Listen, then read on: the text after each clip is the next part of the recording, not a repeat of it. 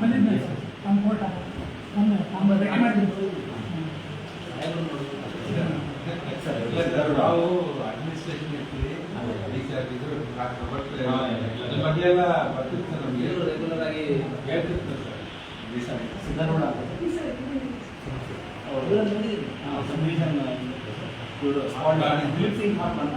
Spot ಅಂದರೆ ಜಿಲ್ಲಾ ಮಟ್ಟದ ಬ್ಯೂಟಿಷನ್ ಸ್ಪಾಟ್ ಇವೆಲ್ಲ ಇರ್ತಾರೆ ಸರ್ ಆಕ್ಟಿವ್ ಅದೆಲ್ಲ ಆಫೀಸರ್ಸ್ ಎಲ್ಲ ಬ್ಯಾಡ್ಮಿಂಟನ್ ಹೌದು ಸರ್ ಜಿಂಪಾನ್ದಾಗ ನೋಡ್ತೀವಿ ಇಲ್ಲ ತುಂಬ ಕಡಿಮೆ ನೋಡ್ತೀವಿ.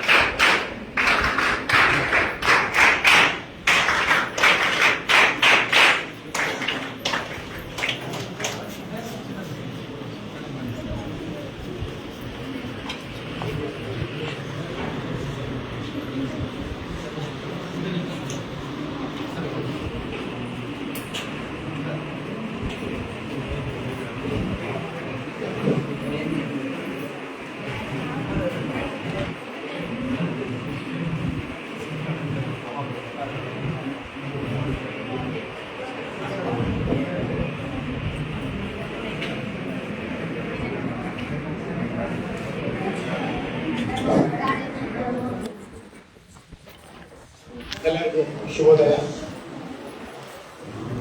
ಇಂದು ಈ ದಿನ ನಮ್ಮ ಕಾಲೇಜಿನಲ್ಲಿ ರಾಜ್ಯ ಅಬಕಾರಿ ಇಲಾಖೆ ಬಳ್ಳಾರಿ ಮತ್ತು ಸರ್ಕಾರಿ ಪ್ರಥಮ ದರ್ಜೆ ಕಾಲೇಜು ಮೋಖಾಂಡ ರೆಡ್ ಕ್ರಾಸ್ ಯುವಸ್ ಮತ್ತು ರೇಂಜರ್ಸ್ NSS ಘಟಕಗಳ ಸಹಯೋಗದಲ್ಲಿ ಮಾದಕ ದ್ರವ್ಯ ವಿರೋಧಿ ಮತ್ತು ಅಕ್ರಮ ಸಾಗಾಣಿಕೆ ಕುರಿತು ಜಾಗೃತಿ ಮತ್ತು ಸಂವಹನ ಕಾರ್ಯಕ್ರಮವನ್ನು ಹಮ್ಮಿಕೊಂಡಿದ್ದೇವೆ.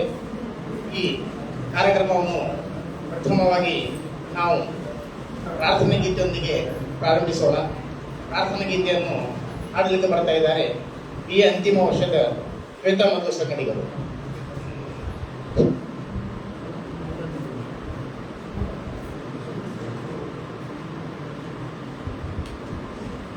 ಹಚ್ಚೇವು ಕನ್ನಡದ ದೀಪ, ಹಚ್ಚೇವು ಕನ್ನಡದ ದೀಪ, ಕರುನಾಡ ದೀಪ, ಸಿರಿನುಡಿಯ ದೀಪ, ಒಲವೆತ್ತಿ ತೋರುವ ದೀಪ.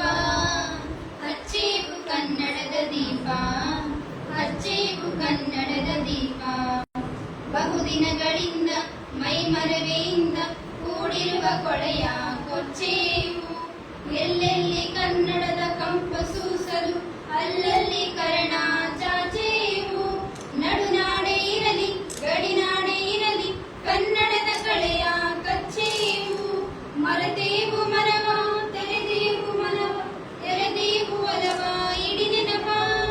ನರ ನರವನೆಲ್ಲ ಗುರಿಗೊಳಿಸಿ ಹೊಸೆದು ಹಚ್ಚೇವು ಕನ್ನಡದ ದೀಪ, ಹಚ್ಚೇವು ಕನ್ನಡದ ದೀಪ, ಕರುನಾಡ ದೀಪ, ಸಿರಿನುಡಿಯ ದೀಪ, ಒಲವೆತ್ತಿ ತೋರುವ ದೀಪ. ಹಚ್ಚೇವು ಕನ್ನಡದ ದೀಪ, ಹಚ್ಚೇವು ಕನ್ನಡದ ದೀಪ. ಧನ್ಯವಾದಗಳು. ಪ್ರಾರ್ಥನಾ ಗೀತೆ ಹಾಡಿದ ವಿದ್ಯಾರ್ಥಿಗಳಿಗೆ ಧನ್ಯವಾದಗಳು. ಈಗ ಕಾರ್ಯಕ್ರಮದ ಮುಖ್ಯ ಅತಿಥಿಗಳು ಎಲ್ಲರೂ ಕಾರ್ಯಕ್ರಮದಲ್ಲಿ ಭಾಗವಹಿಸಿದವರನ್ನು ಸ್ವಾಗತ ಮಾಡಲಿಕ್ಕೆ ಬರ್ತಾ ಇದ್ದಾರೆ. ಬಸವರಾಜ ಮುಖ್ಯಸ್ಥರ ಅರ್ಥಶಾಸ್ತ್ರ ವಿಭಾಗ. ಎಲ್ಲರಿಗೂ ಈ ಕಾರ್ಯಕ್ರಮಕ್ಕೆ ಸ್ವಾಗತ. ಇವತ್ತು ನಾವು ಸರ್ಕಾರಿ ಪ್ರಥಮ ದರ್ಜೆ ಕಾಲೇಜು ಶಿವಮೊಗ್ಗ ಮತ್ತು ರಾಜ್ಯ ಅಬಕಾರಿ ಇಲಾಖೆ ಬಳ್ಳಾರಿ ಇವರ ವತಿಯಿಂದ ಮಾದಕ ವಸ್ತು ವಿರೋಧಿ ಮತ್ತು ಅಕ್ರಮ ಸಾಗಾಣಿಕೆ ಕುರಿತು ಜಾಗೃತಿ ಕಾರ್ಯಕ್ರಮ ಮತ್ತು ಸಂವಹನ ಕಾರ್ಯಕ್ರಮವನ್ನು ಹಮ್ಮಿಕೊಂಡಿದ್ದೇವೆ. ಈ ಕಾರ್ಯಕ್ರಮಕ್ಕೆ ಮುಖ್ಯ ಅತಿಥಿಗಳಾಗಿ ಆಗಮಿಸಿರುವಂತಹ ಶ್ರೀ ನಾಗೇಶ್ ನಾಯಕ್,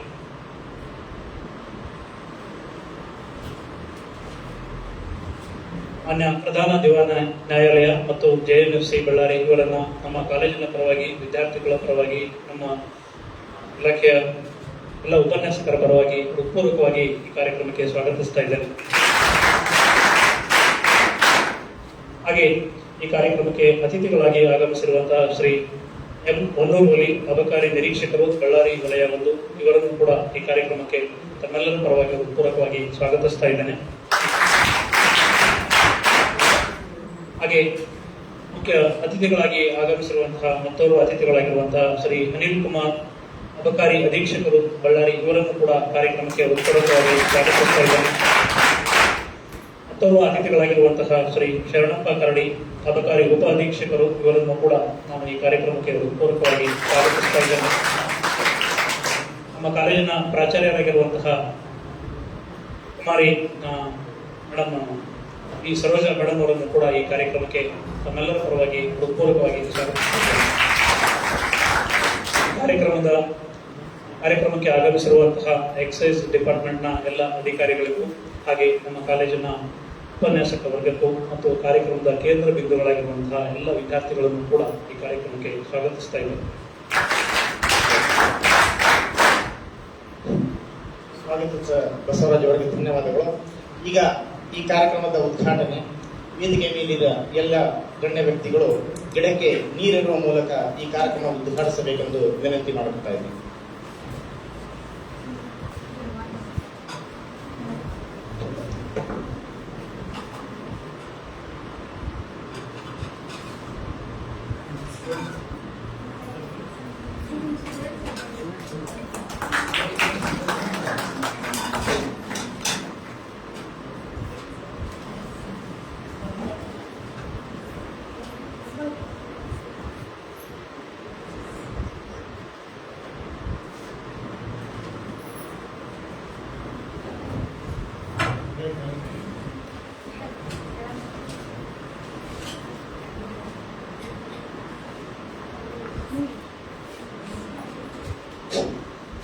ಈಗ ಅಟೆಂಡ್ ಮಾಡಿದ ಎಲ್ಲ ಗಣ್ಯರಿಗೆ ಧನ್ಯವಾದಗಳು. ಈಗ ಕಾರ್ಯಕ್ರಮದ ಮುಖ್ಯ ಘಟ್ಟ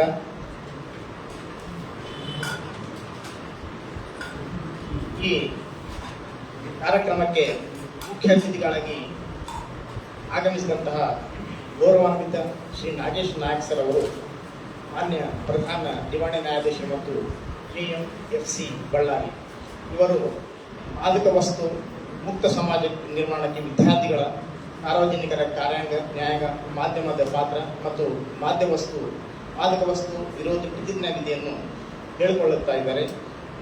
ಇವರಿಗೆ ಈ ವೇದಿಕೆ ಮೇಲೆ ಬರಬೇಕೆಂದು ನಾನು ವಿನಂತಿಸುತ್ತೇನೆ.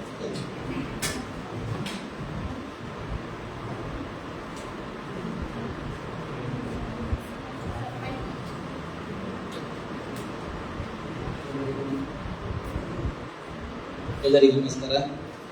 ಮೊದಲನೇದಾಗಿ ಕಾರ್ಯಕ್ರಮಕ್ಕೆ 15 ನಿಮಿಷಗಳ ಕಾಲ ತಡವಾಗಿ ಆಗಮಿಸಿರುವುದಕ್ಕೆ ನಿಮ್ಮೆಲ್ಲರ ಕ್ಷಮೆಯನ್ನು ಕೋರ್ತೇನೆ. ಸರ್ಕಾರಿ ಕಾಲೇಜು ಮೋಕ ಮತ್ತು ಸರ್ಕಾರಿ ಇಲಾಖೆಯ ಸಂಯುಕ್ತ ಆಶ್ರಯದಲ್ಲಿ ಮಾದಕ ವಸ್ತು ಮುಕ್ತ ಸಮಾಜ ನಿರ್ಮಾಣಕ್ಕೆ ವಿದ್ಯಾರ್ಥಿಗಳ, ಶಿಕ್ಷಕರ, ಸಾರ್ವಜನಿಕರ, ಕಾರ್ಯಾಂಗ ಮತ್ತು ನ್ಯಾಯಾಂಗ ಹಾಗೂ ಮಾಧ್ಯಮದ ಪಾತ್ರದ ಕುರಿತು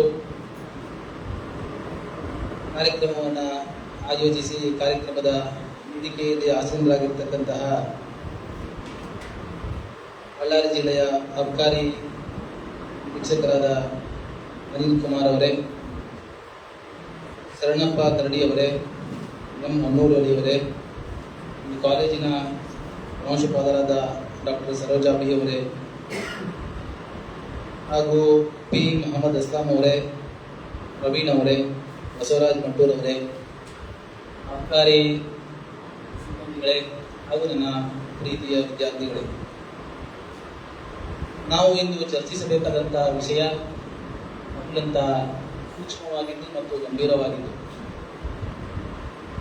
ಈ ಕಾರ್ಯಕ್ರಮದ ಆಯೋಜಕರು ಈ ದಿನ ನನಗೆ ಆಯ್ಕೆ ಮಾಡಿಕೊಟ್ಟಿರುವಂತಹ ವಿಷಯವೇ ಮಾದಕ ವಸ್ತು ಮುಕ್ತ ಸಮಾಜ ನಿರ್ಮಾಣಕ್ಕೆ ವಿದ್ಯಾರ್ಥಿಗಳ, ಶಿಕ್ಷಕರ, ಸಾರ್ವಜನಿಕರ, ಕಾರ್ಯಾಂಗ, ನ್ಯಾಯಾಂಗ ಹಾಗೂ ಮಾಧ್ಯಮದ ಪಾತ್ರ ಅಂತಕ್ಕಂತಹ ಒಂದು ಅದ್ಭುತವಾದ ಶೀರ್ಷಿಕೆಯ ಅಡಿಯಲ್ಲಿ ಮಾತನಾಡಲಿಕ್ಕೆ ಅವಕಾಶ ಕೊಟ್ಟಿದ್ದಾರೆ.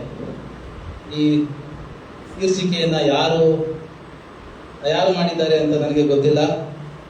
ಆದರೆ ಯಾಕೆ ಈ ಶೀರ್ಷಿಕೆಯನ್ನು, ಇಷ್ಟೊಂದು ಉದ್ದವಾದ ಶೀರ್ಷಿಕೆಯನ್ನು ಇಟ್ಟು ಮಾತನಾಡಲಿಕ್ಕೆ ಅವಕಾಶ ಕೊಟ್ಟಿದ್ದಾರೆ ಅಂತ ನನಗೆ ಪ್ರಶ್ನೆ ಕೇಳಿಕೊಂಡಾಗ ನನಗೆ ಸಿಕ್ಕಿದ ಉತ್ತರ, ಯಾವುದೇ ಒಂದು ವ್ಯಕ್ತಿಯಿಂದ, ಯಾವುದೇ ಒಂದು ಸಂಸ್ಥೆಯಿಂದ,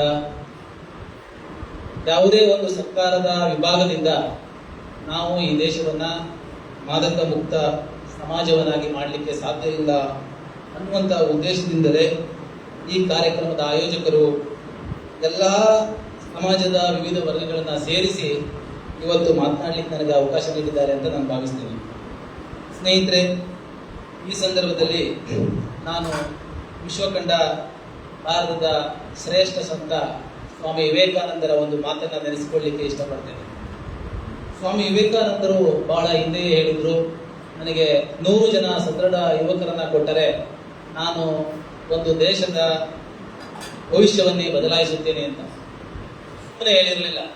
ಯಾಕಂದ್ರೆ ಯುವಕರ ಮೇಲೆ ಇರತಕ್ಕಂತಹ ಶಕ್ತಿಯ ಮೇಲೆ ಅವರಿಗೆ ನಂಬಿಕೆ ಇರೋದ್ರಿಂದ ಮತ್ತು ಯುವಕರಿಂದ ಹಾಗೂ ವಿದ್ಯಾರ್ಥಿಗಳಿಂದ ಮಾತ್ರ ಒಂದು ರಾಷ್ಟ್ರವನ್ನ ಬದಲಾವಣೆ ಮಾಡಬಹುದು ಅನ್ನುವಂತಹ ಕಾರಣಕ್ಕಾಗಿಯೇ ಬಹಳ ಹಿಂದೆ ಸ್ವಾಮಿ ವಿವೇಕಾನಂದರು ಹೇಳಿದರು.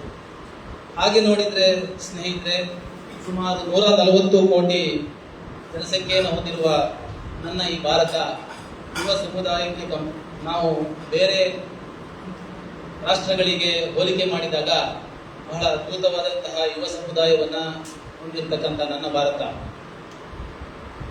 ಈ ಯುವ ಸಮುದಾಯವನ್ನು ಹೊಂದಿದ್ದು ಅಪ್ರತಿಮ ಯುವ ಸಂಪತ್ತನ್ನು ಹೊಂದಿರುವ ನಮ್ಮ ನಾಡಿನ ಶ್ರೇಷ್ಠತೆಗೆ ಒಂದು ಬಹುದೊಡ್ಡ ಆತಂಕ ಎದುರಾಗಿದೆ. ಬಹುತೇಕ ನಿಮ್ಮಲ್ಲಿರುವಂತಹ ವಿದ್ಯಾರ್ಥಿಗಳಿಗೆ ಗೊತ್ತಿರಬಹುದು, ನಾವು ಭಾರತದ ಕ್ಯಾಲಿಕಟ್ನ ಇಂದ ಈ ರಾಷ್ಟ್ರದ ಜಮ್ಮು ಕಾಶ್ಮೀರದವರೆಗೆ ಇವತ್ತು ಭಾರತಕ್ಕೆ ಸವಾಲಾಗಿರತಕ್ಕಂಥದ್ದು ಮಾದಕ ವ್ಯಸನಕ್ಕೆ ಒಳಗಾಗಿದ್ದಂಥವರು. ಹಾಗಾಗಿ ನಾವು ಮಾದಕ ವ್ಯಸನದ ವಿರುದ್ಧ ಹೋರಾಟ ಮಾಡಬೇಕಾದಂತಹ ಅನಿವಾರ್ಯ ಪರಿಸ್ಥಿತಿಗೆ ಒಳಗಾಗಿದ್ದೇವೆ. ಕೆಲವು ಸಮಾಜದ್ರೋಹಿ ಮತ್ತು ದೇಶದ್ರೋಹಿ ಶಕ್ತಿಗಳು ನಮ್ಮ ಯುವ ಜನತೆಯ ಮುಗ್ಧ ಮನಸ್ಸನ್ನ ದುರುಪಯೋಗಪಡಿಸಿಕೊಂಡು ಅವರನ್ನ ಮಾದಕ ವ್ಯಸನಕ್ಕೆ ಒಳಪಡಿಸಿರುವಂಥದ್ದು ದುರಂತ. ಹಾಗಾಗಿ ಪ್ರೀತಿಯ ವಿದ್ಯಾರ್ಥಿಗಳೇ, ನೀವು ನಿಮ್ಮ ಸ್ನೇಹಿತರಲ್ಲಿ, ನಿಮ್ಮ ಅಕ್ಕಪಕ್ಕದ ನೆರೆಹೊರೆಯವರ ಬಳಿ ಅಥವಾ ನಿಮ್ಮ ಸಂಬಂಧಿಕರಲ್ಲಿ ನಿಮಗೆ ಆದ ಮಾಹಿತಿಗಳು ಬಂದಾಗ ಅಥವಾ ಅವರಲ್ಲಿ ಬದಲಾವಣೆಯನ್ನು ನೀವು ಕಂಡಾಗ ಮೊದಲು ನೀವು ಮಾಡಬೇಕಾದದ್ದು ಅದನ್ನು ನಿಮ್ಮ ಪೋಷಕರಿಗೆ ಹೇಳಬೇಕು, ಇಲ್ಲ ನಿಮ್ಮ ಆತ್ಮೀಯ ಸ್ನೇಹಿತರು, ಸಂಬಂಧಿಕರು ಅಥವಾ ಸಮಾಜದಲ್ಲಿ ಗುರುತಿಸಿಕೊಂಡಂತ ವ್ಯಕ್ತಿಗಳಿಗೆ ಅಥವಾ ನಿಮ್ಮ ಪ್ರಾಂಶುಪಾಲರಿಗೆ, ನಿಮ್ಮ ಶಿಕ್ಷಕರಿಗೆ ನೀವು ಆ ಮಾಹಿತಿಯನ್ನು ನೀಡಿದ್ದಾದಲ್ಲಿ, ಎಲ್ಲ ವಿದ್ಯಾರ್ಥಿಗಳು ಈ ರೀತಿ ಮಾಡಿದ್ದಾದಲ್ಲಿ ನಾವು ವಿದ್ಯಾರ್ಥಿಗಳಲ್ಲಿ ಮಾದಕ ವ್ಯಸನವನ್ನ ನಿಯಂತ್ರಣ ಮಾಡುವಲ್ಲಿ ಮೊದಲನೇ ಹೆಜ್ಜೆ ಇಡಬಹುದೇನೋ ಅಂತಕ್ಕಂಥದ್ದು ನನ್ನ ಆಶಾಭಾವನೆ.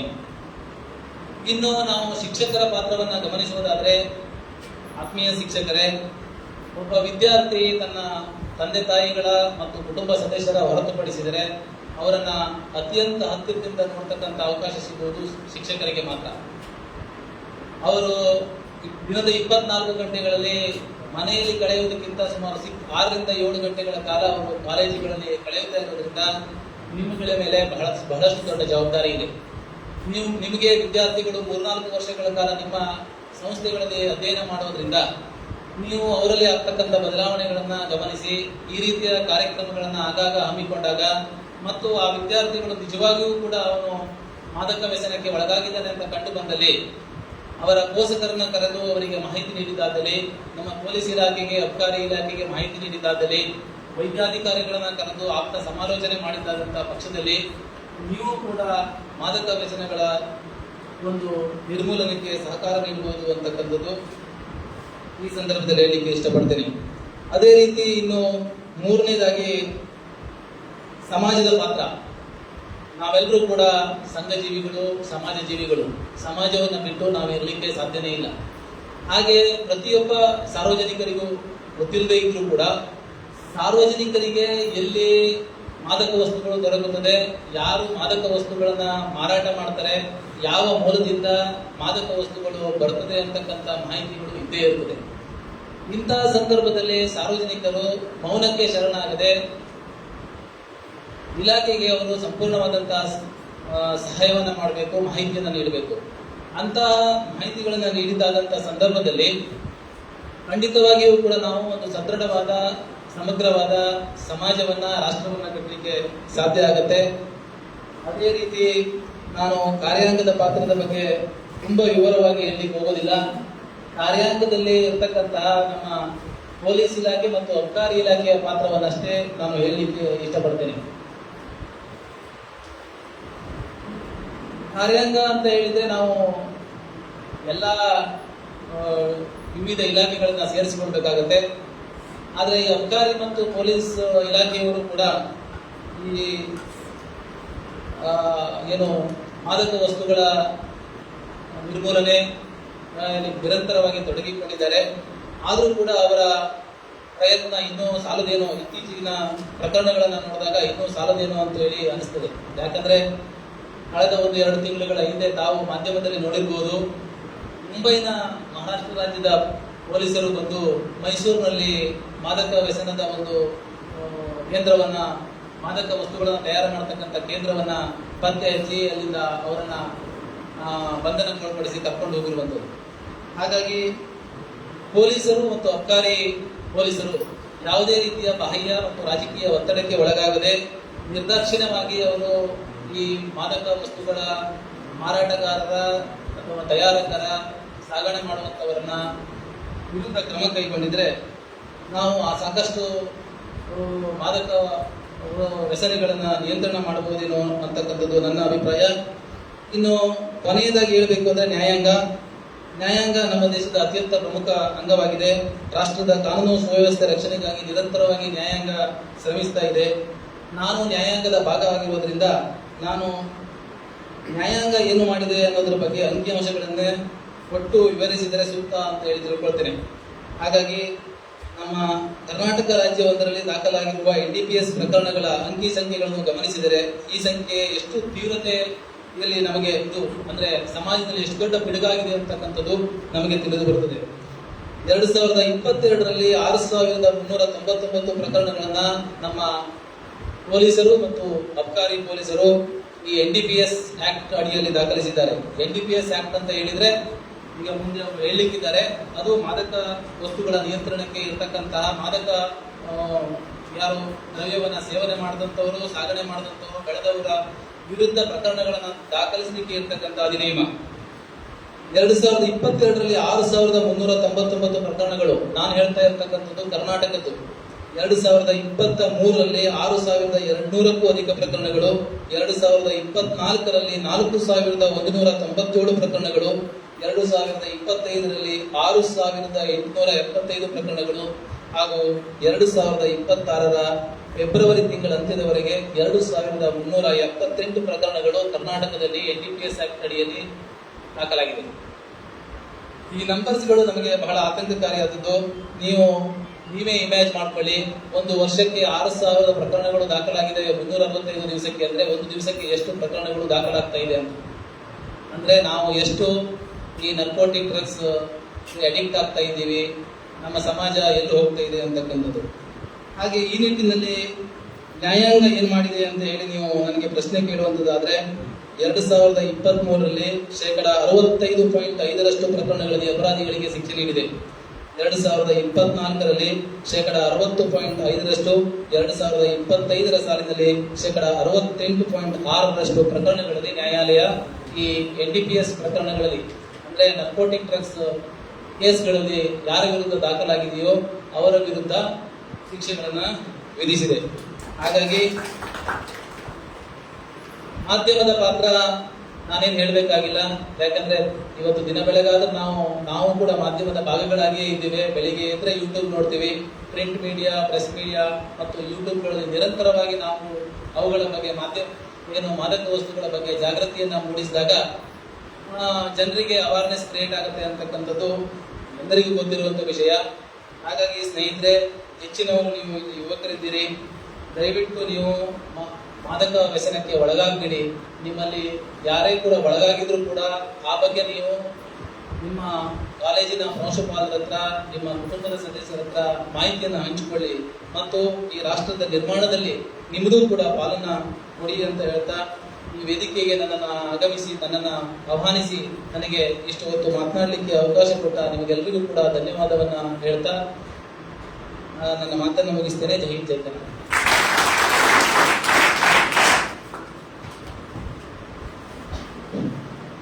ಮಾದಕ ವಸ್ತುಗಳಿಂದ ಬಳ್ಳಾರಿ ಜಿಲ್ಲೆಯನ್ನು ಮುಕ್ತಗೊಳಿಸುವಲ್ಲಿ ಕಾಲೇಜು ವಿದ್ಯಾರ್ಥಿಗಳ ಪಾತ್ರ ಹಾಗೂ ಶಿಕ್ಷಕರ ಪಾತ್ರದ ಪ್ರಾಮುಖ್ಯತೆಯನ್ನು ಕುರಿತು ಅರಿವು ಮೂಡಿಸಿದ ಗೌರವಾನ್ವಿತ ನ್ಯಾಯಾಧೀಶರಿಗೆ ಧನ್ಯವಾದಗಳನ್ನು ಸಲ್ಲಿಸ್ತಾ ಇದ್ದೇನೆ. ಈಗ ಎರಡನೆಯ ಭಾಗವಾಗಿ ಮಾದಕ ವಸ್ತುಗಳ ವಿವರಣೆಯ ಬಗ್ಗೆ ಈ ವಿಷಯವನ್ನು ಕುರಿತು ಮಾತನಾಡೋದಕ್ಕೆ ಬರ್ತಾ ಇದ್ದಾರೆ ಶ್ರೀ ಎಂ ಹೊನ್ನೂರಲ್ಲಿ ಸರ್ ಅವರು, ಅಬಕಾರಿ ನಿರೀಕ್ಷಕರು, ಬಳ್ಳಾರಿ ವಲಯ 1. ಇವರು ವೇದಿಕೆ ಮೇಲೆ ಬರಬೇಕಂತ ಕೇಳುತ್ತಾರೆ.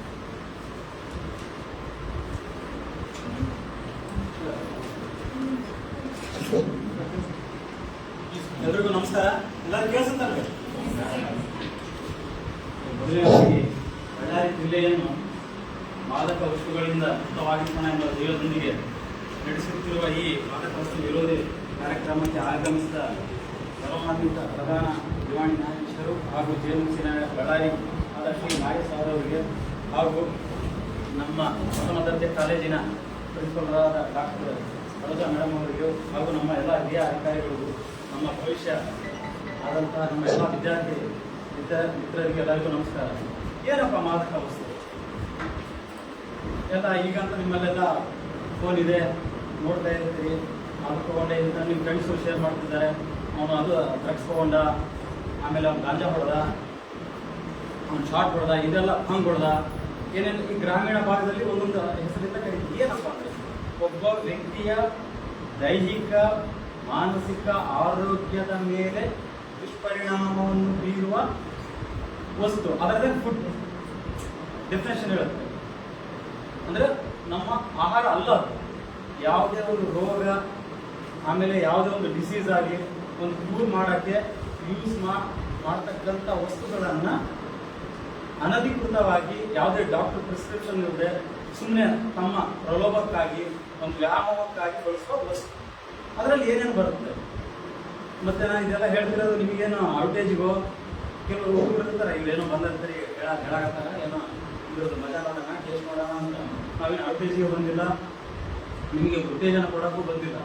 ಇದ್ರದ್ದು ಏನಿದೆ, ಡಿಮೆರಿಟ್ಸ್ ಏನಿದೆ, ಶಿಕ್ಷೆ ಏನು ಹೇಳುತ್ತೆ ಅಂತ ಹೇಳಿ ಅದಕ್ಕೆ ಸ್ವತಃ ನಮ್ಮ ಪ್ರಧಾನ ದಿವಾಣಿ ನ್ಯಾಯಾಧೀಶರೇ 2000 ಕಳಿಸಿದ್ವಿ. ಅಷ್ಟು ಸೀರಿಯಸ್ ಇದೆ ಇದು. ಆಮೇಲೆ ಇದಕ್ಕೆ ಅಡಿಕ್ಟ್ ಆದವರು ಯಾವುದೇ ಕಾರಣಕ್ಕೂ ಹೊರಗೆ ಬರೋಲ್ಲ. Only one way. ಒಂದ್ಸರಿ ತಗೊಂಡ್ಬಿಡೋಣ, ಬಿಟ್ಬಿಡೋಣ ಅಂದ್ರೆ ಆಗಲ್ಲ. ಒಂದ್ಸರಿಗೇನೆ ಹಾರ್ಟ್ ಅಟ್ಯಾಕ್ ಆಗಿ ಆಮೇಲೆ ಕೈ ಕಾಲು ಬಿದ್ದೋಗಿ ಭಾಳಷ್ಟು ಪ್ರಕರಣಗಳದಾವೆ. ಸುಮ್ಮನೆ ಒಂದ್ಸರಿ ಸುಮ್ಮನೆ ಟೇಸ್ಟ್ ನೋಡ್ಬಿಡೋಣ ಅಂತೇಳಿ ಭಾಳಷ್ಟು ಯಾವುದೋ ಫ್ರೆಂಡ್ಸ್ ಏನೋ ಒಂದು ಪಾರ್ಟಿನೋ ಏನೋ ಸಕ್ಸಸ್ ಆದರೆ, ಏನೋ ದುಡ್ಡು ಬಂದರೆ, ಏನೋ ಬಿಸ್ನೆಸ್ ಸಕ್ಸಸ್ ಆದರೆ ಎಕ್ಸ್ಪೆಷಲಿ ಬರ್ತಾರೆ ಅಂತ ಟೈಮಲ್ಲಿ ಇದನ್ನು ನಿಮಗೆ ಟೇಸ್ಟ್ ಮಾಡೋಕ್ಕೆ ಅಲ್ಲಿ ಸಮಾಜ ಘಾತಕ ವ್ಯಕ್ತಿಗಳು ಇದನ್ನ ನಿಮಗೆ ಇದು ಆಫರ್ ಮಾಡ್ತಾರೆ. ಅದು ಏನೇನು ಬರ್ತದೆ ಅಂತೇಳಿ ಹೇಳ್ತೀನಿ. ಅದು ಫಸ್ಟ್ ತಿಳ್ಕೋಬೇಕು. ಆಮೇಲೆ ಇವೆಲ್ಲ ನಿಮ್ಗೆ ಎಲ್ಲಿ ಉಪಯೋಗ ಆಗ್ತಾರೆ, ಮುಂದೆ ನೀವು ಇಲ್ಲಿ ಡಿಗ್ರಿ ಮುಗಿಸ್ತೀರಿ, ನೆಕ್ಸ್ಟ್ MA ಮಾಡ್ತಿರೋ, M.Com ಮಾಡ್ತಿರೋ, MSc ಮಾಡ್ತಿರೋ, PhD ಮಾಡ್ತಿರೋ, ಬೇರೆ ಮೆಟ್ರೋಪಾಲಿಟನ್ ಸಿಟಿಗೆ ಹೋಗ್ತೀರಿ, ಹೌದಾ? ಮತ್ತೆ ಯಾವುದು ಅಪಾಯಿಂಟ್ಮೆಂಟ್ ಆಗ್ತೀರಿ, ಯಾವುದೋ ಕಂಪ್ನಿಗಳಿಗೆ ಹೋಗ್ತೀರಿ, ಆಮೇಲೆ ಎಲ್ಲೋ ಫ್ಯಾಕ್ಟ್ರಿಗಳಿಗೆ ಕೆಲಸಕ್ಕೆ ಹೋಗ್ತೀರಿ, ಅಲ್ಲಿ ಸಿಗ್ತಾವೆ ಇವು. ಈಗ ಹಳ್ಳಿಯಲ್ಲಿ ಸಿಗಲ್ಲ ಅನ್ನಂಗಿಲ್ಲ, ಇಲ್ಲಿನೂ ಸಿಕ್ಕಿದೆ. ಅದು ಯಾವ್ಯಾವ ಬರ್ತಾ ಇದರಲ್ಲಿ ಏನೇನಿದೆ ಅವರ ಸ್ವಾಭಾವಿಕವಾಗಿ ಮೊದಲನೇದಾಗಿ ಸ್ವಾಭಾವಿಕವಾಗಿ ಏನ್ ಸಿಗ್ತವೆ ಅವು ನ್ಯಾಚುರಲ್ ಡ್ರಗ್ಸ್ ಅಂದ್ರೆ ಭೂಮಿ ಪ್ರಾಕೃತಿಕವಾಗಿ ಬರ್ತಕ್ಕಂಥದ್ದು ನ್ಯಾಚುರಲ್ ಡ್ರಗ್ಸ್. ಎರಡನೇದು ಕೃತಕವಾಗಿ ಕೆಮಿಕಲ್ ಇಂದ ತಯಾರು ಮಾಡ್ತಕ್ಕಂಥ ವಸ್ತುಗಳು ಅವು ಸಿಂಥೆಟಿಕ್ ಡ್ರಗ್ಸ್.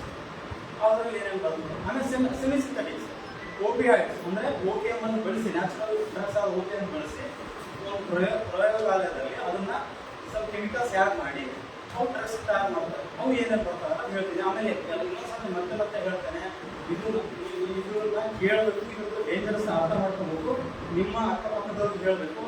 ಆಮೇಲೆ ತುಂಬಾ ಸಂತೋಷ ಏನಂದ್ರೆ ಹೆಣ್ಮಕ್ಳೇ ಜಾಸ್ತಿ ಇದ್ದಾರೆ. ಮೇಡಮ್ ಅವ್ರು ಹೇಳ್ತಾ ಇದ್ರು ನಮ್ಮ ಸಾಹೇಬರು ಕೂಡ ಅದೇ ಹೇಳ್ತಾರೆ, ಹೆಣ್ಮಕ್ಳು ಇದ್ರೆ ನಿಮ್ಗೆ ಈ ಪ್ರೋಗ್ರಾಮ್ ಸಕ್ಸಸ್ ಆಗುತ್ತೆ.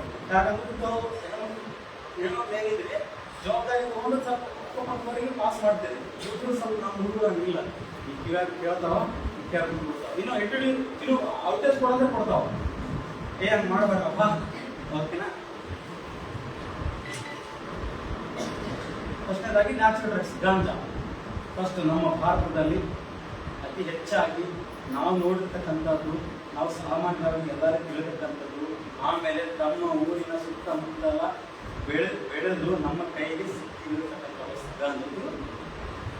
ಸೇಮ್ ಹೆಂಗಿರುತ್ತೆ, ತೊಗರಿ ಬೆಳೆ ಇದ್ದಂಗೆ ಆಲ್ಮೋಸ್ಟ್ ಕೆಲವರು ನೋಡಿರ್ತೀವಿ. ಆ ತೊಗರಿ ಬೆಳೆ ಇದ್ದಂಗೆ ಸೇಮ್ ಇರುತ್ತೆ, ಅದು ಇರುತ್ತೆ, ನಿಮ್ಗೆ ಅಷ್ಟು ಡಿಫ್ರೆನ್ಸ್ ಕಾಣಲ್ಲ. ಅದು ಸ್ವಲ್ಪ ಡಿಫ್ರೆಂಟ್ ಇರುತ್ತೆ ಅಷ್ಟೇ ಅಂದ್ರೆ. ಮತ್ತೆ ಮೇಜರ್ ಏನು ಡಿಫ್ರೆಂಟ್ ಇರಲ್ಲ. ಒಂದು ಕತ್ರಿ ಆಕಾರದಲ್ಲಿ 3 ಹಿಂಗೆ ಎಲೆ ಬರ್ತದೆ, ನೀವು ನೋಡಿರ್ತೀರಿ ಮ್ಯಾಕ್ಸಿಮಮ್. ಅದೇ ಮೇಜರ್ ನಮ್ಮ ಭಾರತದಲ್ಲಿ, ಎಸ್ಪೆಷಲ್ ನಮ್ಮ ಕರ್ನಾಟಕದಲ್ಲಿ ಅತಿ ಹೆಚ್ಚು ನಾರ್ಕೋಟಿಕ್ ಡ್ರಗ್ ಆಗಿ ಯೂಸ್ ಆಗ್ತಕ್ಕಂಥದ್ದು ಗಾಂಜಾ. ಅದು ಸಾಮಾನ್ಯವಾಗಿ ತೊಗರಿ ಗಿಡ ಇದು ಮಧ್ಯದಲ್ಲಿ, ಆಮೇಲೆ ಮೆಣಸಿನಕಾಯಿ ಗಿಡ ಮಧ್ಯದಲ್ಲಿ ಹಾಕ್ತಾರೆ. ಅದನ್ನ ಆಕ್ಚುಲಿ ನಾವು ನಮ್ದು ಗಂಧದ ನಾಡು, ಅವೆಲ್ಲ ನಾವು ಈಗೆಲ್ಲ ಯೂಸ್ ಮಾಡಬೇಕು ಅನ್ನೋ ಕಾನ್ಸೆಪ್ಟ್ ಇರಲ್ಲ. ನಮ್ಮ ಹಳ್ಳಿ ಭಾಗದಲ್ಲಿ ಕೆಲವೊಂದು ಇದೆ ಪೂರ್ವಭಾವನೆ, ಏನಿಲ್ಲ ಅದೇ ಇದ್ರೆ ನಮ್ಮ ಏನಾದರೂ ಎದ್ದಿ ಜ್ವರ ಬಂದರೆ ಕೊಟ್ಬಿಟ್ರೆ ಅದು ಎಲೆ ತಿನ್ನಿಸ್ಬಿಟ್ರೆ ಆರಾಮಾಗ್ಬಿಡುತ್ತೆ. ಅವೆಲ್ಲ ತಪ್ಪು. ಅವೆಲ್ಲ ವೆಟರ್ನರಿ ಡಾಕ್ಟರ್ಗೆ ಕೊಡಿಸ್ಬೇಕು.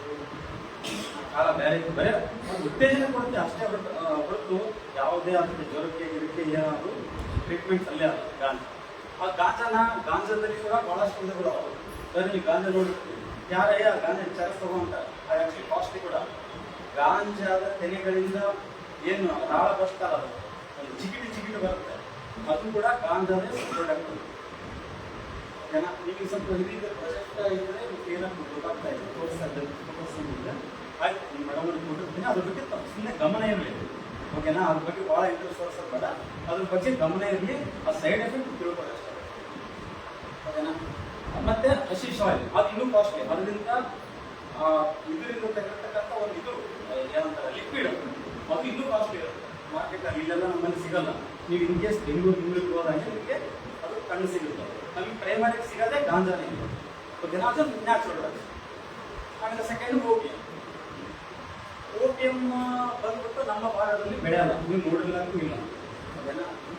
ಓಪಿಯಂ ಅಂದ್ರೆ 100 ಅಡಿ ಅಷ್ಟಿರುತ್ತೆ ಗಿಡ. ಅದು ಸಹಜ. ಇದು ಸಾಮಾನ್ಯವಾಗಿ ಪ್ರಪಂಚದ ಟ್ರ್ಯಾಕ್ ಅಂತಾರೆ. ನಮ್ಮ ಮಯನ್ಮಾರ್ ಭಾಗ ಇದೆಯಲ್ಲ, ಅದು ಮೇಜರ್ ಪ್ರಾಡಕ್ಟ್. ಆಮೇಲೆ ನಮಗೆ ಮಯನ್ಮಾರ್ಗಿಂತ ನಮಗೆ ಅಫ್ಘಾನಿಸ್ತಾನ ಪಾಕಿಸ್ತಾನ ಮೂಲಕ ಅಲ್ಲಿ ಲೀಗಲ್ ಹೆಂಗ್ ಸಿಗೋದಂಗೆ ಬೆಳೀತಾರೆ. ಅಲ್ಲಿಂದ ನಮ್ಮ ಭಾರತಕ್ಕೆ ಬರುತ್ತೆ. ಎಲ್ಲಿ ಬರುತ್ತೆ? ಪಂಜಾಬಿಗೆ ಬರುತ್ತೆ, ಹರಿಯಾಣಕ್ಕೆ ಬರುತ್ತೆ. ಅಲ್ಲಿರ್ತಕ್ಕಂಥ ನಮ್ಮ ಡ್ರೈವರ್ಸ್ ಏನಿದಾರಲ್ಲ ಅವರು ಅದನ್ನ ಹಸ್ಕ್ ಅಂದ್ರೆ ಫಸ್ಟ್ ಅದು ಪುಡಿ ಎಲ್ಲ ತೆಗೆದಿರ್ತಾರೆ. ಆ ಓಟಿಯಿಂದ ಏನಿದೆ ಎಲ್ಲ ಅದ್ರ ರಾಳ ಎಲ್ಲ ತೆಗೆದು ಪುಡಿ ಇರುತ್ತಲ್ಲ, ಆ ಪುಡಿನೇ ನಮಗೆ ಸಮಸ್ಯೆ. ನಮ್ಮ ಸೌತ್ಗೆ ಓಕೆ ಸಬ್ ಪ್ರಾಡಕ್ಟ್ ಅಂದ್ರೆ ಲಾಸ್ಟ್ ಉಳಿದಿರ್ತಾರೆ. ಗಸಗಸೆ ಪಾಯಸ ಕುಡ್ತಿರ್ತೀರ ಮನ್ಯಾಗ. ಗಸಗಸೆ ಪಾಯಸ ಮತ್ತೆ ಊಟ ಮಾಡಿದಾಗ ಅದ್ರಾಗಿರುತ್ತೆ. ಆದ್ರೆ ಅದರಲ್ಲಿ ಮಾರ್ಫಿನ್ ಅಂಶ ಇರುತ್ತೆ. ನಮ್ಗೆ ಮತ್ತೆ ಬರುತ್ತೆ. ಈ ಗಾಂಜಾದಲ್ಲಿ THC ಅಂತಾರೆ, ಕೆಲವೊಂದಿಲ್ಲ. ಅದು 0.1 ಗಿಂತ ಮೇಲೆ ಇದ್ರೆ ಅಂದ್ರೆ 1000ಕ್ಕೆ 1 ಭಾಗ ಇದ್ರೆ ಅದು ಗಾಂಜಾ ಅಂತ ಕನ್ಸಿಡರ್. 1000ಕ್ಕೆ 1 ಭಾಗ, 100ಕ್ಕೆ 1 ಭಾಗ ಅಲ್ಲ. ಅದೇ ತರ ನಮ್ಮ ಈ ಸಾರಿ ಹೇಳಿದ್ರಲ್ಲ ಕಸಕಸೆಯಲ್ಲಿ ಮಾರ್ಫಿನ್ ಅಂಶ ಇರುತ್ತೆ, ಅದು ಮತ್ತೆ ಬರ್ತಕ್ಕಂಥದ್ದು. ಅದು 0.1 ಅಂದ್ರೆ ಅದು ನಾವು ಕಸಕಸೆಯಲ್ಲಿ ಆ ಪ್ರಮಾಣ ಇರೋಲ್ಲ. ಬಹಳ 1000, 10,000 ಇರೋ, 20,000 ಇರೋ, ಕೆಲವು ಕಡೆ 50,000 ಒಂದು ಬಾಟಸ್ ಲೈಟ್ ಆಗಿರುತ್ತೆ. ಹಂಗಾಗಿ ನಾವು ಗಸಗಸೆ ಪಾಯಸ ತಿಂದಾಗ ಸ್ವಲ್ಪ ಒಂದು ಮತ್ತೆ ಹೊರಗೆ ಬರ್ತದೆ, ಅಲ್ಲಿಗೆ ಮಲ್ಬೋದು ಅಷ್ಟು ಗೊತ್ತಾ. ಅಂದ್ರೆ ನಿದ್ದೆ ಮಂಪರ ಬರುತ್ತೆ ಅಷ್ಟೇ, ಅದು ಪೂರಾ ಹ್ಯಾಲೋಸಿನೇಷನ್ ಆಗಿ ನಾವು ಮೇಲೆ ಎಲ್ಲಿಗೂ ಹೋದಂಗೆ ಆಗಲ್ಲ, ಓಕೆನಾ. ಆಮೇಲೆ ಅದೇ ಇನ್ನೊಂದ್ಸತಿ ಹೇಳ್ತೀನಿ, ಓನ್ಲಿ ಫಾರ್ ಇನ್ಫಾರ್ಮೇಶನ್. ಆಮೇಲೆ ಸಹಜವಾಗಿ ಸಿಂಥೆಟಿಕ್ ಡ್ರಗ್ಸ್ ಅಲ್ಲಿ ಇವನೇನು ಅಂದ್ರೆ ಮಶ್ರೂಮ್ಸ್ ಬರ್ತಾರೆ, ಅದು ನಮ್ಮ ಭಾಗದಲ್ಲಿ ಇಲ್ಲ, ಎಲ್ಲ ಸೌತ್ ಅಮೆರಿಕಾದಲ್ಲಿ ಆಮೇಲೆ ಯುರೋಪಿಯನ್ ಕಂಟ್ರೀಸ್ ಅಲ್ಲಿ ಬೆಳೀತಾರೆ, ಎಸ್ಪೆಷಲಿ ಸೌತ್ ಅಮೆರಿಕಾ, ಈ ಪೆರು, ಬ್ರೆಜಿಲ್ ಅಂತ ಕಡೆ, ಕೊಲಂಬಿಯಾ ಅಂತ ಕಡೆ ಬಹಳ ಸಿಗ್ತದೆ. ನಮ್ಮ ಕಡೆ ಇಲ್ಲ, ನಮಗೆ ನೇಚರ್ ಇರೋದೇ ಕಾರಣ. ಇವು ಪ್ರಕೃತಿ ನಮಗೆ ನೈಸರ್ಗಿಕವಾಗಿ ಕೊಟ್ಟಿರ್ತಕ್ಕಂಥದ್ದು. ಆಮೇಲೆ 1985ರಲ್ಲಿ NDPS ಆಕ್ಟ್ ಬಂತು, ಅದರಲ್ಲಿ ಅದು ಡೆಫಿನೇಷನ್ ಸೆಕ್ಷನ್ 2 ಇದೆ. ಅದರಲ್ಲಿ ಶೆಡ್ಯೂಲ್ಡ್ ಎಫ್ ಅಲ್ಲಿ ಏನೇನು ಡ್ರಗ್ಸ್ ಇದಾವೆ ಸುಮಾರು 100 ಇದಾವೆ, ಅವೆಲ್ಲ ಅದರಲ್ಲಿ ಬರ್ತವೆ. ಆದರೆ ನಮಗೆ ಸಮಸ್ಯೆ ಬರೋದು ಇಷ್ಟು ಮಾತ್ರ ಮೇಜರ್ ಆಗಿ. ಆಮೇಲೆ ಸಿಂಥೆಟಿಕ್ ಇದು ನ್ಯಾಚುರಲ್ ಡ್ರಗ್ಸ್, ಸಿಂಥೆಟಿಕ್ ಡ್ರಗ್ಸ್ ಅಲ್ಲಿ ಏನೇನು ಬರ್ತಪ್ಪ ಅಂದ್ರೆ ಇವು ಹೆಸರು MDMA, ಇವು ಟ್ಯಾಬ್ಲೆಟ್ಸ್, ಕ್ರಿಸ್ಟಲ್ಸ್, ಟ್ಯಾಬ್ಲೆಟ್ ಪುಡಿ ಮಾಡಿ ಮೂಗಿನಿಂದು, ಆಮೇಲೆ ಅದನ್ನೇ ಲಿಕ್ವಿಡ್ ತರ ಮಾಡ್ಕೊಂಡು ಅದು ಅದರಲ್ಲಿ ಸೈನ್ಸಿಸ್ಟ್ಗಳು ಅದರ ಮಾಡೋ ಕೆಲಸ ಇಂಥ ಸೈನ್ಸಿಸ್ಟ್ ಮಾಡ್ತಾರೆ. ಅದನ್ನ ಫಿಲಿಮಲ್ಲಿ ನೋಡ್ತಿರ್ತೀವಿ, ಚೆನ್ನಾಗಿ ಚಿತ್ರಣಗಳು ಅದು ಭಾಳ ಮಾಡ್ತಾರೆ.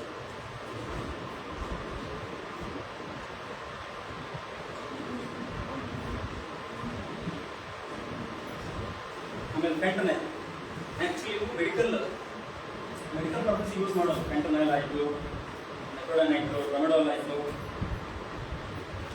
ಟ್ರಮೆಡಾಲ್ ಇವೆಲ್ಲ ಸಿಂಥೆಟಿಕ್ ಡ್ರಗ್. ಇವು ನ್ಯಾಚುರಲ್ ಆಗಿ ನಮಗೆ ಭೂಮಿ ಕೊಡ್ತಕ್ಕಂಥದ್ದಲ್ಲ, ಒಂದು ಕೆಮಿಕಲ್ ಲ್ಯಾಬಲ್ಲಿ ತಯಾರು ಮಾಡ್ತಕ್ಕಂಥ ಡ್ರಗ್ಸ್ ಆಯ್ತಾ. ಇವು ಮುಂದಿನ ದಿನಗಳು ಗಮನಿಕ್ತೀವಿ.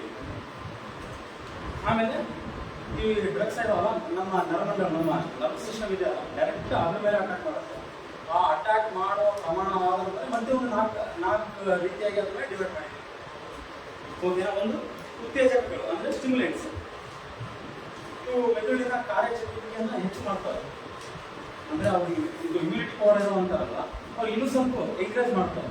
ಅದು ತಾತ್ಕಾಲಿಕವಾಗಿ, ಅದೇನು ಲೈಫ್ ಟೈಮ್ ಆಗಿರಲ್ಲ, ಅದು ಸೈಡ್ ಎಫೆಕ್ಟ್ಸ್ ಬೇರೆ ಆಗ್ತವೆ. ಅವು ನೆನಪಿನ ಶಕ್ತಿ ಮೇಲೆ ಅದ್ರ ಮೇಲೆ ಪರಿಣಾಮ. ಯಾಕಂದ್ರೆ ಈಗ ತಲೆ ಫಾಸ್ಟ್ ಆಗಿ ಕೆಲಸ ಮಾಡಿದ್ರೆ ನರ್ವ್ ಸಿಸ್ಟಮ್ ಫಾಸ್ಟ್ ಆಗಿ ಕೆಲಸ ಮಾಡಿದ್ರೆ ಸರಿ ತೊಂದರೆ ಆಗ್ತವೆ. ಸಾಮಾನ್ಯವಾಗಿ ಒಂದು ಗಾಡಿ ಫಾಸ್ಟ್ ಆಗಿ ಬಹಳ ಲಾಂಗ್ ಹೋಯ್ತು ಅದ್ರದ್ದು ಇಂಜಿನೋ ಟೈರು ಏನೋ ಸವೆಕಲ್ಲ ಅಂತ ಅರ್ಥ.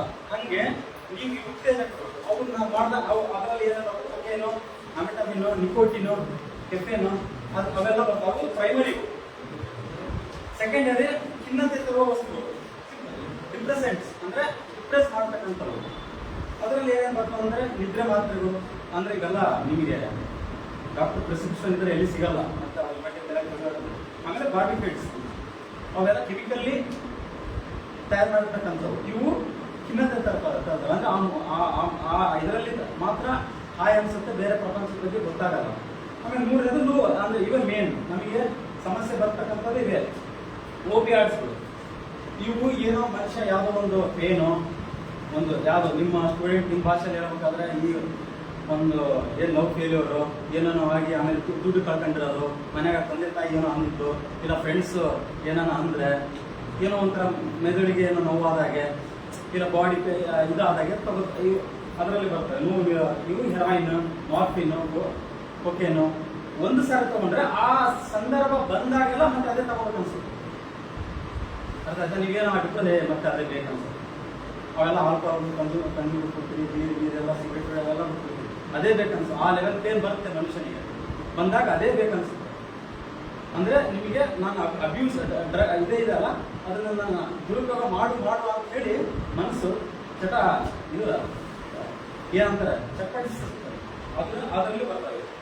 ಆಮೇಲೆ ಹ್ಯಾಲೋಸಿನೇಷನ್, ಇವಂತೂ ನಿಮ್ಮ ಈಗಿರ್ತಕ್ಕಂಥ ಪ್ರಪಂಚದಿಂದ ಬೇರೆ ಅಲ್ಲಿ ಇರಲಾರವರು ಇದ್ದಂಗೆ ಕಾಣ್ತಾರೆ, ಸತ್ತೋಗಿರೋರು ಆಮೇಲೆ ಮುಂದೆ ಬಂದವರು ಕಣ್ಣಂಗೆ ಕಾಣ್ತಾರೆ, ಯಾರು ಊರವರು ನಮ್ಗೆ ಏನು ಹೇಳ್ದಂಗೆ ಕಾಣ್ತಾರೆ, ಆಮೇಲೆ ನಮಗೆ ಅತ್ಯಂತ ಪ್ರೀತಿ ಪಾತ್ರರು ಮುಂದೆ ಬಂದು ನಿಂತಾಗೆ ಕಾಣ್ತಾರೆ.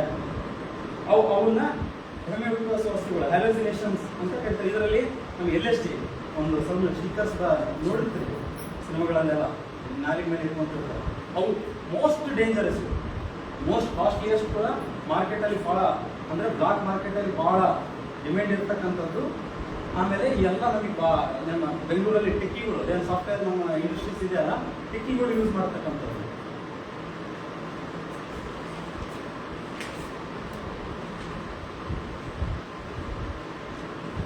ಆಮೇಲೆ ಇವೆಲ್ಲ ವಸ್ತುಗಳು ಆಯ್ತಾ, ನಮಗೆ ಈ ಚಾಲೆಂಜಸ್ ಆಫೀಸರ್ಸ್ ಏನೇನು ಬರುತ್ತೆ ಇವನ್ನಷ್ಟೇ. ಹಂಗೆ ನಮಗೆ ನಾವು ನಿಮ್ಮಂಗೆ ಮನುಷ್ಯರ ನಮ್ಗೆ ಅಷ್ಟು ಈಸಿಯಾಗಿ ನಮಗೂ ಮಾಹಿತಿ ಬರೋಲ್ಲ, ಯಾಕಂದರೆ ಇವನ್ನೆಲ್ಲ ಕಲೆಕ್ಟ್ ಮಾಡೋದು ನಮಗೂ ಕಷ್ಟ ಇರುತ್ತೆ. ಆಮೇಲೆ ನಿಮ್ಮಲ್ಲಿ ಇರ್ತಕ್ಕಂಥವ್ರು ಯಾರೋ ಒಬ್ಬರು ಒಳ್ಳೇದಾಗಲಿ, ನಮ್ಮ ಫ್ರೆಂಡ್ಸಿಗೆ ಒಳ್ಳೇದಾಗಲಿ, ಇಲ್ಲ ಬೆಳೀತಾರೆ, ಇದರಿಂದ ನಮಗೂ ಮುಂದೆ ಸಮಸ್ಯೆ ಆಗುತ್ತಾರೆ ಅಂತೇಳಿ ಭಾಳ ನಮ್ಗೆ ಇನ್ಫಾರ್ಮೇಷನ್ ಕೊಡ್ತಿರ್ತಾರೆ. ನಾವು ಕೇಸ್ ಡಿಟೆಕ್ಟ್ ಮಾಡಿ ನ್ಯಾಯಾಲಯಕ್ಕೆ FIR ಕೊಟ್ಟು ಚಾರ್ಜ್ ಶೀಟ್ ಹಾಕಿ ಅವ್ರ ಮೇಲೆ ಆಮೇಲೆ ಇದು ಶಿಕ್ಷೆ ಒಳಪಡಿಸೋದು ಕೂಡ ಅಷ್ಟು ಸುಲಭದ ಕೆಲಸ ಅಲ್ಲ. ಏನೋ ಒಬ್ಬರು ಹಿಡ್ಕೊಂಡು ಒಂದು ಪೇಪರ್ ರೆಡಿ ಮಾಡ್ಕೊಂಡು ಹೋಗಿ ಕೊಟ್ಟು ಕೊಡೋದಲ್ಲ. ಇದರಲ್ಲಿ ಸುಮಾರು 100ಕ್ಕಿಂತ ಹೆಚ್ಚು ಮಾನ್ಯ ಸರ್ವೋಚ್ಚ ನ್ಯಾಯಾಲಯ ಹಾಗೂ ಉಚ್ಚ ನ್ಯಾಯಾಲಯ ವಿವಿಧ ಜಡ್ಜ್ಮೆಂಟ್ ಕೊಟ್ಟಿದೆ. ಆಮೇಲೆ ಸರ್ಕಾರ ಕೆಲವು ನಿಯಮಗಳನ್ನು ಜಾರಿ ತಂದಿದ್ದಾವೆ, ಅವನ್ನೆಲ್ಲ ಫಾಲೋ ಮಾಡಬೇಕಾಗುತ್ತೆ. ಆಮೇಲೆ ಇದನ್ನು ಫಾಲೋ ಮಾಡೋಕ್ಕಾರೆ ನಾವು ಭಾಳ ಕಷ್ಟನೂ ಅನುಭವಿಸ್ತೀವಿ. ಫಾರ್ ಎಕ್ಸಾಂಪಲ್ ಇವೆಲ್ಲ ನಾನು ಹೇಳ್ತಾರೆ OPM ಅಂತ ಹಸ್ಕೋಡ್ ಅಂತ ಕೃಷಿಯಲ್ಲಿ ಕೆಲಸ ಮಾಡ್ತಾ ಇದ್ದೆ ನಾನು. ಒಂದು ಸರ್ವರ್ಗೆ ಡಾಬಾ ಇಟ್ಟಿದ್ದ. ಬೇಸಿಕಲಿ ಅವ ಒಳ್ಳೆ ಮನುಷ್ಯ. ಅವನು ಪಂಜಾಬಿಂದ ಬಂದಿದ್ದ, ಅಲ್ಲಿ ಅಂಬಾಲಾಯಿಂದ ಬಂದಿದ್ದ. ಅವನು ಅದಕ್ಕೆ ಅಡಿಕ್ಟ್ ಆಗಿಬಿಟ್ಟಿದ್ದ. ಅವನು ಹಸ್ಕು ತೊಗೊಳ್ಲೇಬೇಕು, ದಿನಕ್ಕೆ 3-4 ಸಾವಿರ ತೊಗೊಳ್ಲೇಬೇಕು. ಮತ್ತು ಅವನು ಮಗ ತೊಗೊಂಡಿಲ್ಲ, ಅವನು ತೊಗೊಂಡಾಗಂತೆ ಅಲ್ಲಿ ಬರ್ತಕ್ಕಂಥ ಸರ್ಕಾರಕ್ಕೆ ಎಸ್ಪೆಷಲಿ ಅವ್ರಿಗೆ ಗೊತ್ತಿರೋರಿಗೆ ಸಪ್ಲೈ ಮಾಡ್ತಾ ಇದ್ದ. ನಮ್ಗೆ ಇನ್ಫಾರ್ಮೇಷನ್ ಇತ್ತು. ಅವನ ಕಡೆ ನಾವು ಹಂಗೆ ನಮಗೆಲ್ಲ ಡೀಟೇಲ್ಸ್ ಇದ್ವಿ. ನಾವೆಲ್ಲ ಸ್ವಲ್ಪ ಮಾಡ್ಕೊಂಡು ಹೋಗಿ ರೇಡ್ ಮಾಡಿದ್ವಿ. ನಿಮಗೆ ಗೊತ್ತಲ್ಲ ಸರ್ಕಾರದ ಕಡೆ ನಾವು ಮೆನ್ಸ್ ಕಡಿಮೆ ಇದ್ವಿ, ಬರೀ 4 ಜನ ಇದ್ವಿ. ಎಲ್ಲ ಧೈರ್ಯ ತೊಗೊಂಡು ಮಾಡಕ್ಕೆ ಹೋದ್ವಿ. ಅವ್ರ ಕಡೆ ಚಾಕು ಇತ್ತು, ನಾವು ಹೊಡಕ್ಕಿಲ್ಲ, ನಮ್ಮ ಮೇಲೆ ಚಾಕು ಹತ್ಕೊಂಡೇ ಬಂದಿರ್ಬೋದು. ಜಸ್ಟ್ ಮಿಸ್ ನಾವು ಹಾಕಿ ಬಿಡ್ತಿದ್ದಾನೆ ಅವ್ರಿಗೆ. ಯಾಕಂದ್ರೆ ಅಥರೈಸ್ಡ್ ಎಲ್ಲ ನಮ್ಮ ಕಡೆ ಎಲ್ಲ ಈಗ ಆಯುಧಗಳು ಇಟ್ಟಾಗ ಇದಿಲ್ಲ, ಪರ್ಮಿಷನ್ ಇಲ್ಲ. ನಮ್ಮ ಸಂವಿಧಾನನೇ ಅವ್ರಿಗೇನು ಪ್ರೆಸ್ಟೀಜಿಯಸ್ ಅವರಿಗೆ ಚಾಕು ಇಂಥ ಇಟ್ಕೊಳಕ್ಕೆ ಅವಕಾಶನೇ ಕೊಟ್ಟೆ. ಎಕ್ಸ್ಪೆಷಲಿ ಅದು ನಮ್ಮ ಮುಖ್ಯನ್ಸ್ ಇರೋದು ಅವ್ರ ಭಾಗದಲ್ಲಿ ಅವರೇ ಆಗಿರೋದ್ರಿಂದ ಅನ್ಎಕ್ಸ್ಪೆಕ್ಟೆಡ್ ಆಗಿ ನಾವು ಓದಿ ನಮ್ಮೇಲೆ ಚಾಕು ಹಾಕೊಂಡೇ ಹೋಗ್ತೀವಿ. ಆಮೇಲೆ ನಾನು ಹೇಳಿದಾರೆ ಈ ಥರ ಗಾಂಧಾಗಿ ಇನ್ಫಾರ್ಮೇಷನ್ ಕೊಟ್ಟಿರ್ತಾರೆ. ಆ ಇನ್ಫಾರ್ಮೇಷನ್ ಕೊಟ್ಟಿರೋದು ನಾವು ಎಲ್ಲಿಯೂ ಲೀಕ್ ಮಾಡೋದೇ ಇಲ್ಲ. ಅವ್ರ ಮೇಲೆ ಇರೋ ಜವಾಬ್ದಾರಿ ನಮ್ಗೆ ಇರುತ್ತೆ. ಅವ್ರ ಮೇಲೆ ಅನುಮಾನ ಬಂದು ಈಗ ನಮಗೆ ಒಂದು 10 kg ಒಂದು ಕಡೆ ಗಾಂಜಾ ಸಿಕ್ಕಿದ್ರು ಒಂದು ಕೃಷಿಯಲ್ಲಿ. ಒಬ್ಬ ಇನ್ಫಾರ್ಮರೇ ನಮಗೆ ಅವನು ಹೇಳ್ಕೊಟ್ಟಿದ್ದ. ನಾವು ಕೇಸ್ ಮಾಡ್ತೀವಿ, ಎಲ್ಲ ಆಯಿತು. 1-2-3 ದಿನ ಆಯಿತು. ಅವನು ತನ್ನ ಬಡಾಯಿ ಪರ್ಸ್ಕೊಳಕ ಅವ್ರ ಫ್ರೆಂಡ್ಸ್ ವಿರುದ್ಧ ಹೇಳಿದ್ರು. ಏನಂತೇಳಿ ನಾನೇ ನೋಡಿ ಇಟ್ಕೊಟ್ಟಿದ್ದೆ ಹಿಂಗೆ. ಯಾಕಂದ್ರೆ ಅವ್ರ ಮೇಲೆ ಜವಾಬ್ದಾರಿ ಇರುತ್ತೆ. ಯಾಕಂದ್ರೆ ನಮ್ಗೆ ಇನ್ಫಾರ್ಮೇಷನ್ ಕೊಟ್ಟ ನಾವು ಕಾನ್ಫಿಡೆನ್ಷಿಯಲ್ ಆಗಿ ಇಟ್ಟಿರ್ತೀವಿ. ಕುಡಿದು ಹೇಳ್ತಾನೆ ಅವ್ನಿಗೆ ಗೋವಾ ಕರ್ಕೊಂಡೋಗಿ ಚೆನ್ನಾಗಿ ಹೋದ್ರು. ನಾವು ಫೋನ್ ಸ್ವಿಚ್ ಆಫ್ ಹೇಳಿದ್ರಿ ನಿಮಗೆ ಎಲ್ಲ ಅವ್ರು ಕರ್ಕೊಂಡು ಹೋಗುವ ಅಂತೇಳಿ. ನಮಗೆ ನಾವು ಕೂಡ ಏನೋ ಆಗುತ್ತೆ ಅನ್ನೋ ಭಯ ಇರುತ್ತೆ ನಮಗೆ ಅಷ್ಟೇ. ಅಂದರೆ ಈ ಸ್ಟ್ರಿಂಜ್ ಆಗ್ತಿದ್ದು ಅದು ಇದು ಏನಿದೆ ಅಲ್ಲ. ಆಮೇಲೆ ಇದು ಟ್ರಯಲ್ ಆಗೋದೇ ಸ್ಟಾರ್ಟ್ ಆಗೋದೇ ನಮ್ಮ ಕಮರ್ಷಿಯಲ್. ಈಗ 1 kg ಹಿಂಗೆ ಸಿಕ್ಕಿದ್ರೆ ಗಾಂಜಾ ಸ್ಟಾರ್ಟ್ ಆಗೋದೇ ಮಾನ್ಯ ಜಿಲ್ಲಾ ಮಟ್ಟದ ನ್ಯಾಯಾಲಯದಲ್ಲಿ. ಸಣ್ಣ ನೆಕ್ಸ್ಟ್ ಹೋಗೋದ ಹೈಕೋರ್ಟಿಗೆ. ಆಲ್ಮೋಸ್ಟ್ ಎಲ್ಲ ಪ್ರಕರಣಗಳು ಹೈಕೋರ್ಟಿಗೋ ಸುಪ್ರೀಂ ಕೋರ್ಟಿಗೋ ಹೋಗಿ ಹೆಂಗಾಗ್ತಾರೆ. ಅಷ್ಟು ಸ್ಟ್ರಿಂಜ್ ಆಗ್ತಿದೆ ಭಾಳ. ಅಂದರೆ ಶಿಕ್ಷೆ ಒಂದಿದೆ, ಡೆತ್ ಪೆನಾಲ್ಟಿ ಇದೆ. ಸಾರ್ ಹೇಳ್ತಾರೆ ಏನೇನು ಶಿಕ್ಷೆ ಇದೆ ಅಂತೇಳಿ. ಅಂದರೆ ಅವ್ರಿಗೆ ಮರಣ ದಂಡನೆಯೂ ಕೊಡ್ಬೋದು. ಇದರಲ್ಲಿ ಅದೇ ಥರ ಮಾಡ್ತಾ ಇದ್ದ ಅಂದರೆ ಅವ್ರಿಗೆ ಮರಣ ದಂಡನೆ ಕೊಡ್ಬೋದು. ಅಷ್ಟು ಸ್ಟ್ರಿಂಜ್ ಆಗ್ತಿದೆ. ಓಕೆನಾ. ಆಮೇಲೆ ಮುಂದಿನ ದುಷ್ಪರಿಣಾಮಗಳು ಹಾಗೂ ಅದ್ರ ಬಗ್ಗೆ ಇನ್ನೂ ಏನೇನು ಶಿಕ್ಷೆ. ಆಮೇಲೆ ಇದು ಸುಮ್ಮನೆ ನಿಮಗೆ ನಿಮ್ಮ ನಾಲೆಜಿಗೆ ನಿಮಗೆ ಇದರಲ್ಲಿ ಭಾಳ ಇದು ಆ್ಯಕ್ಚುಲಿ 1 ವರ್ಷ ಹೇಳಿದ್ರೂ ಕಡಿಮೆ ಇದೆ. ಒಂದೊಂದು ಸಬ್ಜೆಕ್ಟ್ ಒಂದೊಂದು ಇದ್ರ ಬಗ್ಗೆ ನ್ಯಾಚುರಲ್ ಆಗಿ ಏನು ಸಿಗುತ್ತದೆ, ಆಮೇಲೆ ಸಿಂಥೆಟಿಕ್ ಆಗಿ ಏನು ಮಾಡ್ತಾರೆ. ಆಮೇಲೆ ಇನ್ನೊಂದು ಮೇನ್ ಇದು ಇನ್ನೊಂದು ಹೇಳೋ ಕಾರಣ ಏನಂದರೆ ನಿಮ್ಮಲ್ಲಿ ಈ ಕಾಲೇಜು ಈ ಊರಿನ ಹುಡುಗರೆ ಭಾಳಷ್ಟು ಜನ ನಮಗೆ ಇದು ಸಹ ಈ ಕಾಡಿ ಅಂತಾರಲ್ಲ ನೋಡ್ರಿ, ಕಾಡಿ, ಹೆಂಡ, ಸೇಂದಿ, ಕಲ್ಲು ಅಂತ ನೋಡಿರಲ್ಲ. ಆ್ಯಕ್ಚುಲಿ ಈ ಭಾಗದಲ್ಲಿ ಸಿಗ್ತಕ್ಕಂಥದ್ದು 99% ಕೂಡ ಒರಿಜಿನಲ್ ಅಲ್ಲ. ನಾವು ಹಿಡಿದು ಹಿಂಗೆ ಹುಡುಗರು ಬರ್ತಾರೆ, ಈ ಫಾರ್ಮಲ್ಲಿ ಸಿಗ್ತಾರೆ, ಸರಳದೇವಿ ಕಾಲೇಜು ಸಿಗ್ತಾರೆ. ಅದೇನು ಸಹ ಅದೇ ಹಿಡಿದಾಗ ನಮ್ಗೆ ನಾವು ಹಿಡ್ಕೊಂಡ್ಬಿಡ್ತೀವಿ, ಕೇಸ್ ಮಾಡೋದಿರ್ತೀವಿ. ಅವ್ರಿಗೆ ಆ್ಯಕ್ಚುಲಿ ನಾಲೆಡ್ಜ್ ಇಲ್ಲ. ಪ್ರಾಕ್ಟಿಕಲಿ ಹುಡುಗರಿಗೆ ಇದು ತಪ್ಪು ಅನ್ನೋದಿಲ್ಲ. ಆ್ಯಕ್ಚುಲಿ ಅದು ಕ್ಲೋರಲ್ ಹೈಡ್ರೈಡ್ ಯೂಸ್ ಮಾಡಿರ್ತಕ್ಕಂಥದ್ದು. ಕ್ಲೋರಲ್ ಹೈಡ್ರೈಡ್ ಅಂದ್ರೆ ಏನು ಅಂದರೆ ಅದು ಕ್ಲೋರಿನ್ ಐತಲ್ಲ, ನಮ್ಮ ವಾಶ್ರೂಮ್ ಎಲ್ಲ ಟಾಯ್ಲೆಟ್ ಎಲ್ಲ ಯೂಸ್ ಮಾಡ್ತೀವಲ್ಲ, ಅದರಿಂದ ಅದನ್ನು ತೊಗೊಂಡು ಅದಕ್ಕೆ ಯೂಸ್ ಆಗೋದು ಕೊಡೋದು. ಅದನ್ನು ಹಾಕ್ತಾರೆ, ನೀರು ಹಾಕ್ತಾರೆ. ಸ್ವಲ್ಪ ಸುಮ್ಮನೆ ಏನೋ ನಮ್ಮ ಅಷ್ಟೇ ಒಂದು ಒರಿಜಿನಲ್ ಗಿಡದಿಂದ ಹೆಂಗೆ ಇಳಿಸ್ತಾರಲ್ಲ ಅದನ್ನು ಅದ್ರಾಗ ಹಾಕ್ತಾರೆ ಅಷ್ಟೇ. 90% ಎಲ್ಲ ಕ್ಲೋರಲ್ ಹೈಡ್ರೈಡ್ ಇರ್ತಕ್ಕಂಥವೇ ಎಲ್ಲ. ಎಲ್ಲ ಯಾವ ಒರಿಜಿನಲ್ ಅಲ್ಲ ಅವೆಲ್ಲ ನಮ್ಗೆ ಸಿಕ್ಕಾಗ್ತವೆ ಹುಡುಗರು ಸಿಕ್ಕಾಗ ಸರ್ ನಿಮ್ಗೆ ಗೊತ್ತಿಲ್ಲ ಸರ್ ಇದು ರೆಫರೆನ್ಸ್ ಅಂತ ಒರಿಜಿನಲ್ ಗಿಡದಲ್ಲಿ ಸಿಕ್ಕಂತ ಆ್ಯಕ್ಚುಲಿ ಅದು ನಮ್ಮ ಇದರಲ್ಲಿ ದೊಡ್ಡ ಅಪರಾಧ. ಅದರಲ್ಲಿ ಡೈಸೋಫಾರ್ಮ್ ಇರುತ್ತೆ, ಆಮೇಲೆ ಭಾಳ ಕೆಮಿಕಲ್ಸ್ ಇರ್ತಾರೆ ಅದರಲ್ಲಿ. ಅದು ಕೂಡ ಸೇಮ್ ಇದೇ ಥರನೇ ಅದನ್ನು ಡ್ರಗ್ಗಲ್ಲೇ ಬರುತ್ತೆ, ಡ್ರಗ್ಗಲ್ಲೇ ಬರುತ್ತೆ. ಅದು ಕೂಡ ನಿಮ್ಮ ನರ್ವಸ್ ಸಿಸ್ಟಮ್ಗೆ ಇದು ಮಾಡುತ್ತೆ. ಓಕೆನಾ? ಹಂಗಾಗಿ ಇದ್ರ ಬಗ್ಗೆ ಹೇಳ್ದಂಗೆ ಇಲ್ಲ ಮುಂದೆ ಗೊತ್ತಿಲ್ಲ ಅನ್ನಂಗಿಲ್ಲ. ಈಗ ನೆಕ್ಸ್ಟ್ ನಮ್ಮ ಓಟದಲ್ಲಿ ಹಿಂಗಿದ್ದು ನಾವೆಲ್ಲ ಸಿಕ್ಕೇ ಏನೋ ಟೈಮ್ ಕೆಟ್ಟಾಗ ಎಲ್ಲಿ ಏನಾಗ್ಬಾರ್ದಲ್ಲ, ನಿಮ್ಮ ಅಕ್ಕಪಕ್ಕದವರಿಗೂ ಹೇಳ್ರಿ ಇದು ಆ್ಯಕ್ಚುಲಿ ಒರಿಜಿನಲ್ ಅಲ್ಲೇ ಅಲ್ಲ, ಇಲ್ಲಿ ಸಿಗ್ತಕ್ಕಂಥದ್ದು ಒರಿಜಿನಲ್ ಅಲ್ಲೇ ಅಲ್ಲ. ಮೋಕಾಬಿದ್ರು ಭಾಳಷ್ಟು ಜನ ಸಿಕ್ಕಿದ್ದಾರೆ. ಆಮೇಲೆ ಅವ್ರನ್ನ ಅರೆಸ್ಟ್ ಮಾಡಿದ್ವಿ. ಆಮೇಲೆ ಆ ಗಾಡಿ ಏನೋ ಟ್ರಾನ್ಸ್ಪೋರ್ಟೇಷನ್ ಯೂಸ್ ಮಾಡ್ತಾರಲ್ಲ ಅದನ್ನು ಸೀಸು ಮಾಡಿದ್ವಿ. ಅದು ಮತ್ತೆ ಭಾಳ ಕಷ್ಟ, ಅದು ನಿಲ್ಸ್ಕೊಳಕ್ಕೆ ನ್ಯಾಯಾಲಯದಲ್ಲಿ ಹೋರಾಡೋದು ಅದೆಲ್ಲ ಭಾಳ ಕಷ್ಟ ಇದೆ. ಹಾಗಾಗಿ ಈ ಸಬ್ಜೆಕ್ಟ್ ಬಗ್ಗೆ ನಿಮಗೆ ಹೇಳಬೇಕಾಗಿತ್ತು. ಆ್ಯಕ್ಚುಲಿ ಇದು ಹೇಳೋ ಅವಶ್ಯಕತೆ ಇದ್ದಿಲ್ಲ, ಯಾಕಂದರೆ ಇಂಟ್ರೆಸ್ಟ್ ಆಗ್ಬಿಟ್ಟಿದೆ. ಇದೇನೋ ಬಂದ ಹೇಳಿದೆ ಅಂತೇಳಿ ಭಾಳಷ್ಟು ಜನ ಆಗ್ಯಾಬಿಟ್ಟ, ಇದೇನೋ ಬಂದು ಹೇಳಲ್ಲ, ಇದು ಮನಸ್ಸಿಗೆ ಚೆನ್ನಾಗಿ ಅನಿಸುತ್ತೆ ಅಂತಲ್ಲ ಅಂತ ಹೇಳ್ತಾರೆ. ಹಾಗಾಗಿ ಇದು ಹೇಳ್ಬೇಕಂತಿದ್ದಿಲ್ಲ, ಇದ್ರ ಬಗ್ಗೆ ನಾಲೆಡ್ಜ್ ಇರಲ್ಲ ಅಂತಲೇ ಹೇಳಿದ್ದು. ಕೊನೆಯದಾಗಿ ನಮ್ಮ ಇಂಟ್ರೆಸ್ಟ್ ಒಪ್ಪಿ ಈ ಒಂದು ಗೋಕರ್ಣ ಗ್ರಾಮದಲ್ಲಿ ನಾವು ಒಂಥರ ಈ ಥರ ಮಾಡ್ತೀವಿ ಸರ್ ಅಂತ ಒಂದು ಪ್ರೋಗ್ರಾಮ್ ಮಾಡ್ತೀವಿ, ಅವೇರ್ನೆಸ್ ಪ್ರೋಗ್ರಾಮ್ದಲ್ಲಿ ಜನಕ್ಕೆ ಒಂದೇ ಮಾತಿಗೆ ಹೋಗಿ ಬಂದಂಥ ನಮ್ಮ ಜಡ್ ಸಾಹೇಬರಿಗೆ ಹಾಗೂ ಎಲ್ಲ ನಮಗೆ ಅವಕಾಶ ಮಾಡಿಕೊಟ್ಟಂಥ ನಮ್ಮ ಪ್ರಿನ್ಸಿಪಲ್ ಮೇಡಮ್ಗಳಿಗೂ ಹಾಗೂ ನಮ್ಮ NSS ಕೋಆರ್ಡಿನೇಟರ್ ಸಾಹೇಬರಿಗೂ, ಆಮೇಲೆ ರೇಂಜರ್ಸ್ ಆ್ಯಂಡ್ ಟ್ರವರ್ಸ್ ಕೋಆರ್ಡಿನೇಟರ್ ಅವರಿಗೂ, ಆಮೇಲೆ ವಿದ್ಯ ಕ್ರಾಸ್ಮೇಟ್ ಅವರಿಗೂ, ಹಾಗೂ ಸಮಸ್ತ ಕಾಲೇಜಿನ ಉಪನ್ಯಾಸಕ ವೃಂದದವರಿಗೂ, ನಮ್ಮ ಸ್ಟೂಡೆಂಟ್ ಸಾಹೇಬ್ ಅನಿಲ್ ಸಾಹೇಬರಿಗೂ ಹಾಗೂ ನಮ್ಮ ಶರಣಪ್ಪ ಸಾಹೇಬರು, ನಮ್ಮೆಲ್ಲ ಎಸ್ಐ ಮಿತ್ರರಿಗೂ, ಮತ್ತು ಹೆಚ್ಚಿನದಾಗಿ ನನ್ನ ಪ್ರೀತಿಯ ವಿದ್ಯಾರ್ಥಿಗಳಿಗೆಲ್ಲರಿಗೂ ನಮಸ್ಕಾರ. Thank you.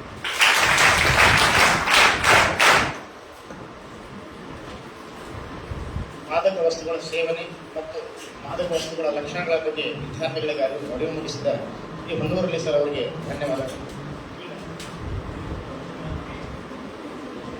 ಈಗ ಮಾದಕ ವಸ್ತುಗಳ ಸೇವನೆಯಿಂದ ಆಗುವ ದುಷ್ಪರಿಣಾಮಗಳು ಮತ್ತು ಪರಿಹಾರಗಳ ಬಗ್ಗೆ ಈ ಅನಿಲ್ ಕುಮಾರ್ ಸರ್ ಅವರು ಅಬಕಾರಿ ಅಧೀಕ್ಷಕರು ವೇದಿಕೆ ಮೇಲೆ ಬಂದು ಮುಂದೆಗಳನ್ನು ಹೇಳಬೇಕಂತ ಕೇಳುತ್ತಾರೆ.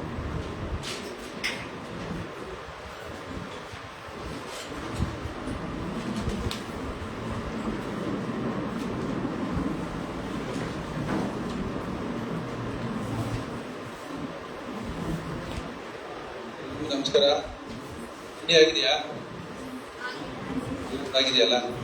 ವಾಯ್ಸ್ ಬರ್ತಿಲ್ಲ, ಮಾಡಿಲ್ಲ ಅನ್ಸುತ್ತಲ್ಲ, ಅದಕ್ಕೆ ಸೈಲೆಂಟ್ ಆಗ್ಬಿಟ್ಟಿದ್ದೀರ.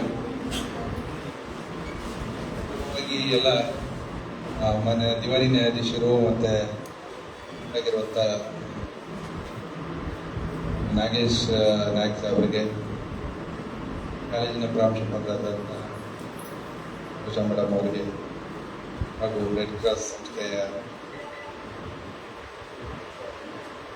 ಈರ್ಜಾದೆ ಅವರಿಗೆ, ಪ್ರವೀಣ್ ಅವರಿಗೆ, ಬಸವರಾಜ್ ಮಟ್ಟೂರ್ ಅವರಿಗೆ ನಾನು ಈ ಒಂದು ಕಾರ್ಯಕ್ರಮ ಆಯೋಜನೆ ಮಾಡಲಿಕ್ಕೆ ನಮಗೆ ಸಹಕರಿಸೋದಕ್ಕೆ ನಾನು ಅವರಿಗೆ ಪ್ರಥಮವಾಗಿ ಹಾಗೂ ಈ ಕಾಲೇಜಿನ ವಿದ್ಯಾರ್ಥಿಗಳಿಗೆ ನಾನು ಅಭಿನಂದನೆಗಳನ್ನು ಸಲ್ಲಿಸ್ತೀರಾ. ನಮಗೂ ನಿಮ್ಮನ್ನು ಭೇಟಿಯಾಗಿ ಮಾತಾಡಿಸೋ ಒಂದು ಅವಕಾಶ ಸಿಕ್ತು. Thank you ma'am. Sir, thank you sir providing us an opportunity to be here address your people. ನಿಮ್ಮನ್ನೆಲ್ಲ ಉದ್ದೇಶಿಸಿ ನಿಮ್ಮನ್ನ ಹಲೋ ಹಾಯ್ ಅಂತ ಹೇಳಲಿಕ್ಕೆ ನಮಗೊಂದು ಅವಕಾಶ ಕೊಡ್ತೀವಿ. ಇದ್ರೆ ನಾವು ಇಲ್ಲಿ ಸೇರಿರೋ ಉದ್ದೇಶ ಎಲ್ಲ ನಿಮಗೆಲ್ಲ ಚೆನ್ನಾಗಿ ಗೊತ್ತೇ ಇದೆ. ಮಾದಕ ವಸ್ತು, ಮಾದಕ ವ್ಯಸನ. ಮಾದಕ ವಸ್ತು ಅಂತ ಏನು ನಮ್ಮ ಇನ್ಸ್ಪೆಕ್ಟರ್ ಆದಂಥ ಒಂದರಲ್ಲಿ ಸಾಕಷ್ಟು ವಿವರವಾಗಿ ಹೇಳಿದ್ದಾರೆ. ಮಾದಕ ವಸ್ತು ಇವತ್ತು ನಮ್ಮ ದೇಶದಲ್ಲಿ ಯಾವ ರೀತಿ ಪರಿಣಾಮವನ್ನು ಬೀರ್ತಿದೆ ಅಂದ್ರೆ, ಈ ಮಾದಕ ವಸ್ತುಗಳ ಸೇವನೆ ಹಾಗೂ ಆ ಪಿಡುಗಿನಿಂದ ಆಗ್ತಿರುವಂಥ ದುಷ್ಪರಿಣಾಮಗಳು ಯಾವ ರೀತಿ ಇದೆ ಅನ್ನೋದನ್ನ ನಾವು ಎಣಿಕೆ ಮಾಡಲಿಕ್ಕೆ, ಊಹೆ ಮಾಡಲಿಕ್ಕೂ ಸಾಧ್ಯ ಇಲ್ಲ. ಆ ಮಟ್ಟಿನ ಒಂದು ದುಷ್ಪರಿಣಾಮವನ್ನು ಇದು ಬೀರ್ತಾ ಇದೆ. ಯಾಕೆ ನಾವು ನಿಮ್ಮಲ್ಲೇ ಯಾಕೆ ಬಂದ್ ಮಾಡ್ತಿದೀವಿ ಗೊತ್ತಿದೆಯಾ? ಕಾಲೇಜು ವಿದ್ಯಾರ್ಥಿನಿಯರನ್ನ ಏನಕ್ಕೆ ನಾವು ಮಾತಾಡ್ಸ್ತೀವಿ? ಬಂದು ಇಲ್ಲ ರಸ್ತೆಯಲ್ಲಿ ಹೋಗೋರು ಮಾತಾಡ್ಸ್ಬೋದಲ್ಲ, ಇಷ್ಟಿದೆಯಾ? ಯಾಕೆ ನಮ್ಮ ಕಾಲೇಜ್ಗೆ ಯಾಕೆ ಬಂದವ್ರು ಇವರು? ಪಬ್ಲಿಕ್ಕಲ್ಲಿ ಹೋಗಿ ಕೇಳ್ಬೋದಲ್ಲ. ಖಂಡಿತ ನೀವು ನಮ್ಮ ದೇಶದ ಆಸ್ತಿ. ಯುವ ಸಮೂಹ ಇದೆಯಲ್ಲ, ವಿಶ್ವದಲ್ಲಿ ಭಾರತ ಹೊಂದಿರುವ ಈ ಯುವ ಸಮೂಹ, ಯುವ ಸಂಪನ್ಮೂಲ ಇದೆಯಲ್ಲ, ಯಾವುದೇ ದೇಶದಲ್ಲೂ ಇಲ್ಲ ಸ್ನೇಹಿತರೆ. ಅದು ವಿಶ್ವದ ಯಾವುದೇ ದೇಶ ಇಲ್ಲ. ವಿಶ್ವದ ದೊಡ್ಡಣ್ಣ ಅಂತ ಅಮೇರಿಕಾ, ಚೈನಾ, ರಷ್ಯಾ ಯಾವ ದೇಶದಲ್ಲಿ ಇಲ್ಲ. ಅಷ್ಟೊಂದು ಯುವ ಸಂಪನ್ಮೂಲ ನಮ್ಮ ದೇಶದಲ್ಲಿದೆ. ಈ ಯುವ ಸಂಪನ್ಮೂಲ ಒಂದು ದೇಶವನ್ನ ದೃಢವಾಗಿ ಕಟ್ಟಲಿಕ್ಕೂ ಬರುತ್ತೆ, ಅದನ್ನ ನಿರ್ನಾಮ ಮಾಡ್ಲಿಕ್ಕೂ ಬಳಸಬಹುದು. ನಿರ್ನಾಮ ಯಾವ ರೀತಿ, ಯಾರು ಮಾಡ್ಬೋದು, ಯಾಕೆ ಮಾಡ್ತಾರೆ? ಇವತ್ತು ನಮ್ಮ ದೇಶ ಅಭಿವೃದ್ಧಿ ಪಥದಲ್ಲಿ ವಿಶ್ವದ ಆರ್ಥಿಕತೆಯಲ್ಲಿ 4ನೇ ಸ್ಥಾನದಲ್ಲಿದೆ. ಕರೆಕ್ಟಾ? ನಾನು ತಪ್ಪಿದ್ರೆ ಸರಿ ಮಾಡಿ. ಇಲ್ಲ ತಾನೆ? ಯಾವ ದೇಶ ನಿಂದಿಕ್ತು ಗೊತ್ತಿದೆಯಾ?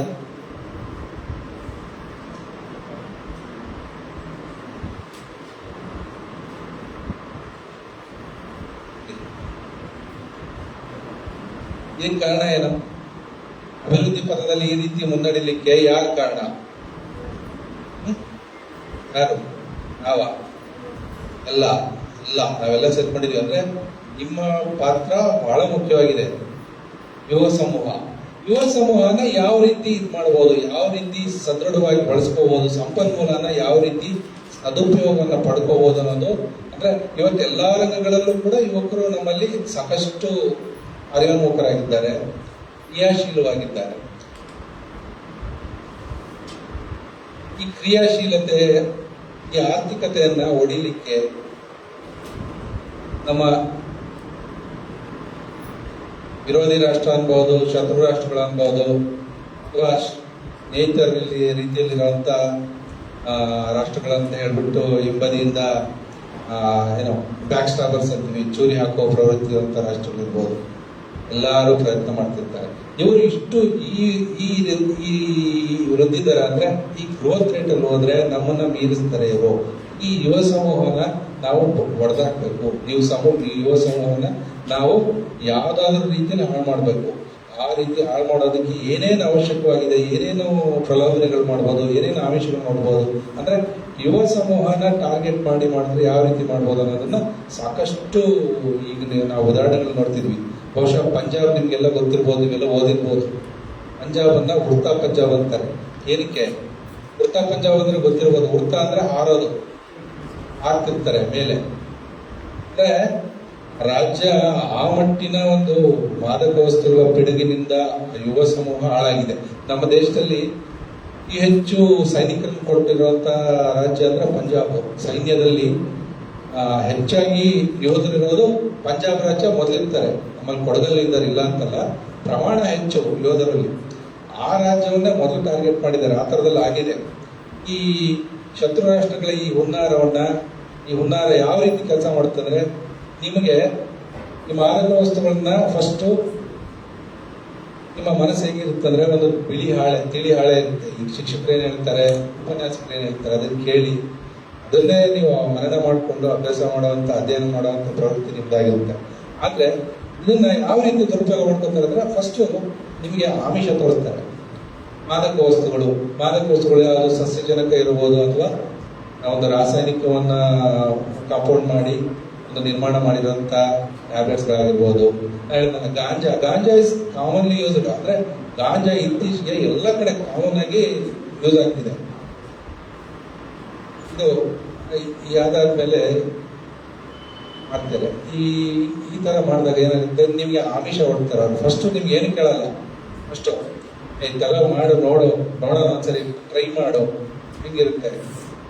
ಯಾವುದೇ ಹವ್ಯಾಸಗಳು ಸಾಮಾನ್ಯವಾಗಿ ಚಟಗಳಾಗಿ ಬದಲಾಗುವುದು ಮೊದಲು ಆಮಿಷದ ಮುಖಾಂತರ. ನಾನ್ ಮಾಡ್ತಿದ್ದೀನಿ, ನೀನ್ ಯಾಕೆ ಮಾಡಲ್ಲ, ಈ ರೀತಿ. ಅಂದ್ರೆ ಒಂದು ಐಡೆಂಟಿಟಿ ಕ್ರೈಸಿಸ್ ಬರುತ್ತೆ. ಅದು ವಿದ್ಯಾರ್ಥಿಗಳ ಯುವ ಸಮೂಹದಲ್ಲಿ ನಾವೇನು ಹೇಳ್ಬೇಕಾಗಿಲ್ಲ. ಒಬ್ಬ ಸಿಗರೇಟ್ ಸೇರ್ತಾನಂದ್ರೆ, ಅವನ್ ಸಿಗರೇಟ್ ಸೇರ್ತಾನೆ, ನಾನು ಯಾಕೆ ಸೇರ್ಬಾರ್ದು? ಅಂದ್ರೆ ಅಲ್ಲಿ ಏನೋ ಹೆಚ್ಚುಗಾರಿಕೆ, ಅವನೊಬ್ಬನೇ ಸಿಗರೇಟ್ ಸೇರೋದು, ನಾನ್ ಸೇರೋದಲ್ವಾ? ಐಡೆಂಟಿಟಿ ಕ್ರೈಸಿಸ್ ಅಂತೀವಿ ಇದನ್ನ. ನಾನು ಅವನಿಗಿಂತ ಕಡಿಮೆ ಇಲ್ಲ, ಯಾವ್ದ್ರಲ್ಲೂ ಕಡಿಮೆ ಇಲ್ಲ ಅನ್ನೋ ರೀತಿ ಒಂದು ತೋರಿಸ್ಕೊಳ್ಳೋದು. ಈ ರೀತಿ ವ್ಯಸನ ಮೊದಲು ಅವ್ರು ನಿಮ್ಮನ್ನ ಈ ರೀತಿ ಮಾಡೋದು, ಒಂದು ಸಿಗರೇಟ್ ತಗೊಳೋದು, ಒಂದು ದಮ್ಮೋಟಿ ಅನ್ನೋದು, ಅದ್ರಲ್ಲಿ ಏನಾದ್ರು ಸೇರಿಸ್ಕೊಡೋದು, ಈ ತರದಲ್ಲಿ ನಿಮ್ಗೆ ಶುರು ಆಗುತ್ತೆ. ಮೊದಲು ಅಭ್ಯಾಸದಿಂದನೇ ಶುರು ಆಗುತ್ತೆ. ವ್ಯಸನ ಅನ್ನೋದು ಚಟ ಆಗ್ಲಿಕ್ಕೆ ಬಹಳ ದಿನ ಬೇಕಾಗಿಲ್ಲ ಸ್ನೇಹಿತರೆ. ಇದರಿಂದ ಏನೇನ್ ಪರಿಣಾಮ ಆಗ್ಬೋದು ಅಂತ ನಾನು ಹೇಳ್ದಂಗೆ ಮೊದಲೇ ಈ ನಿದ್ರಾಜನಕ ನೋವು ನಿವಾರಕ ಗುಣಗಳನ್ನು ಹೊಂದಿರುವ ನೈಸರ್ಗಿಕ ಮೂಲದ ವಸ್ತುಗಳು ಅಫೀಮ್ ಗಿಡದಿಂದ ಬರುತ್ತೆ. ಅಫೀಮ್ ಅಂದ್ರೆ ಗೊತ್ತಲ್ಲ, ಗಸಗಸೆ ಗಿಡ, ಅದರಿಂದಾನೆ ಅದರ ಒಂದು ಇದರಲ್ಲೇ ಎಲ್ಲ ಮಾಡ್ತಾರೆ.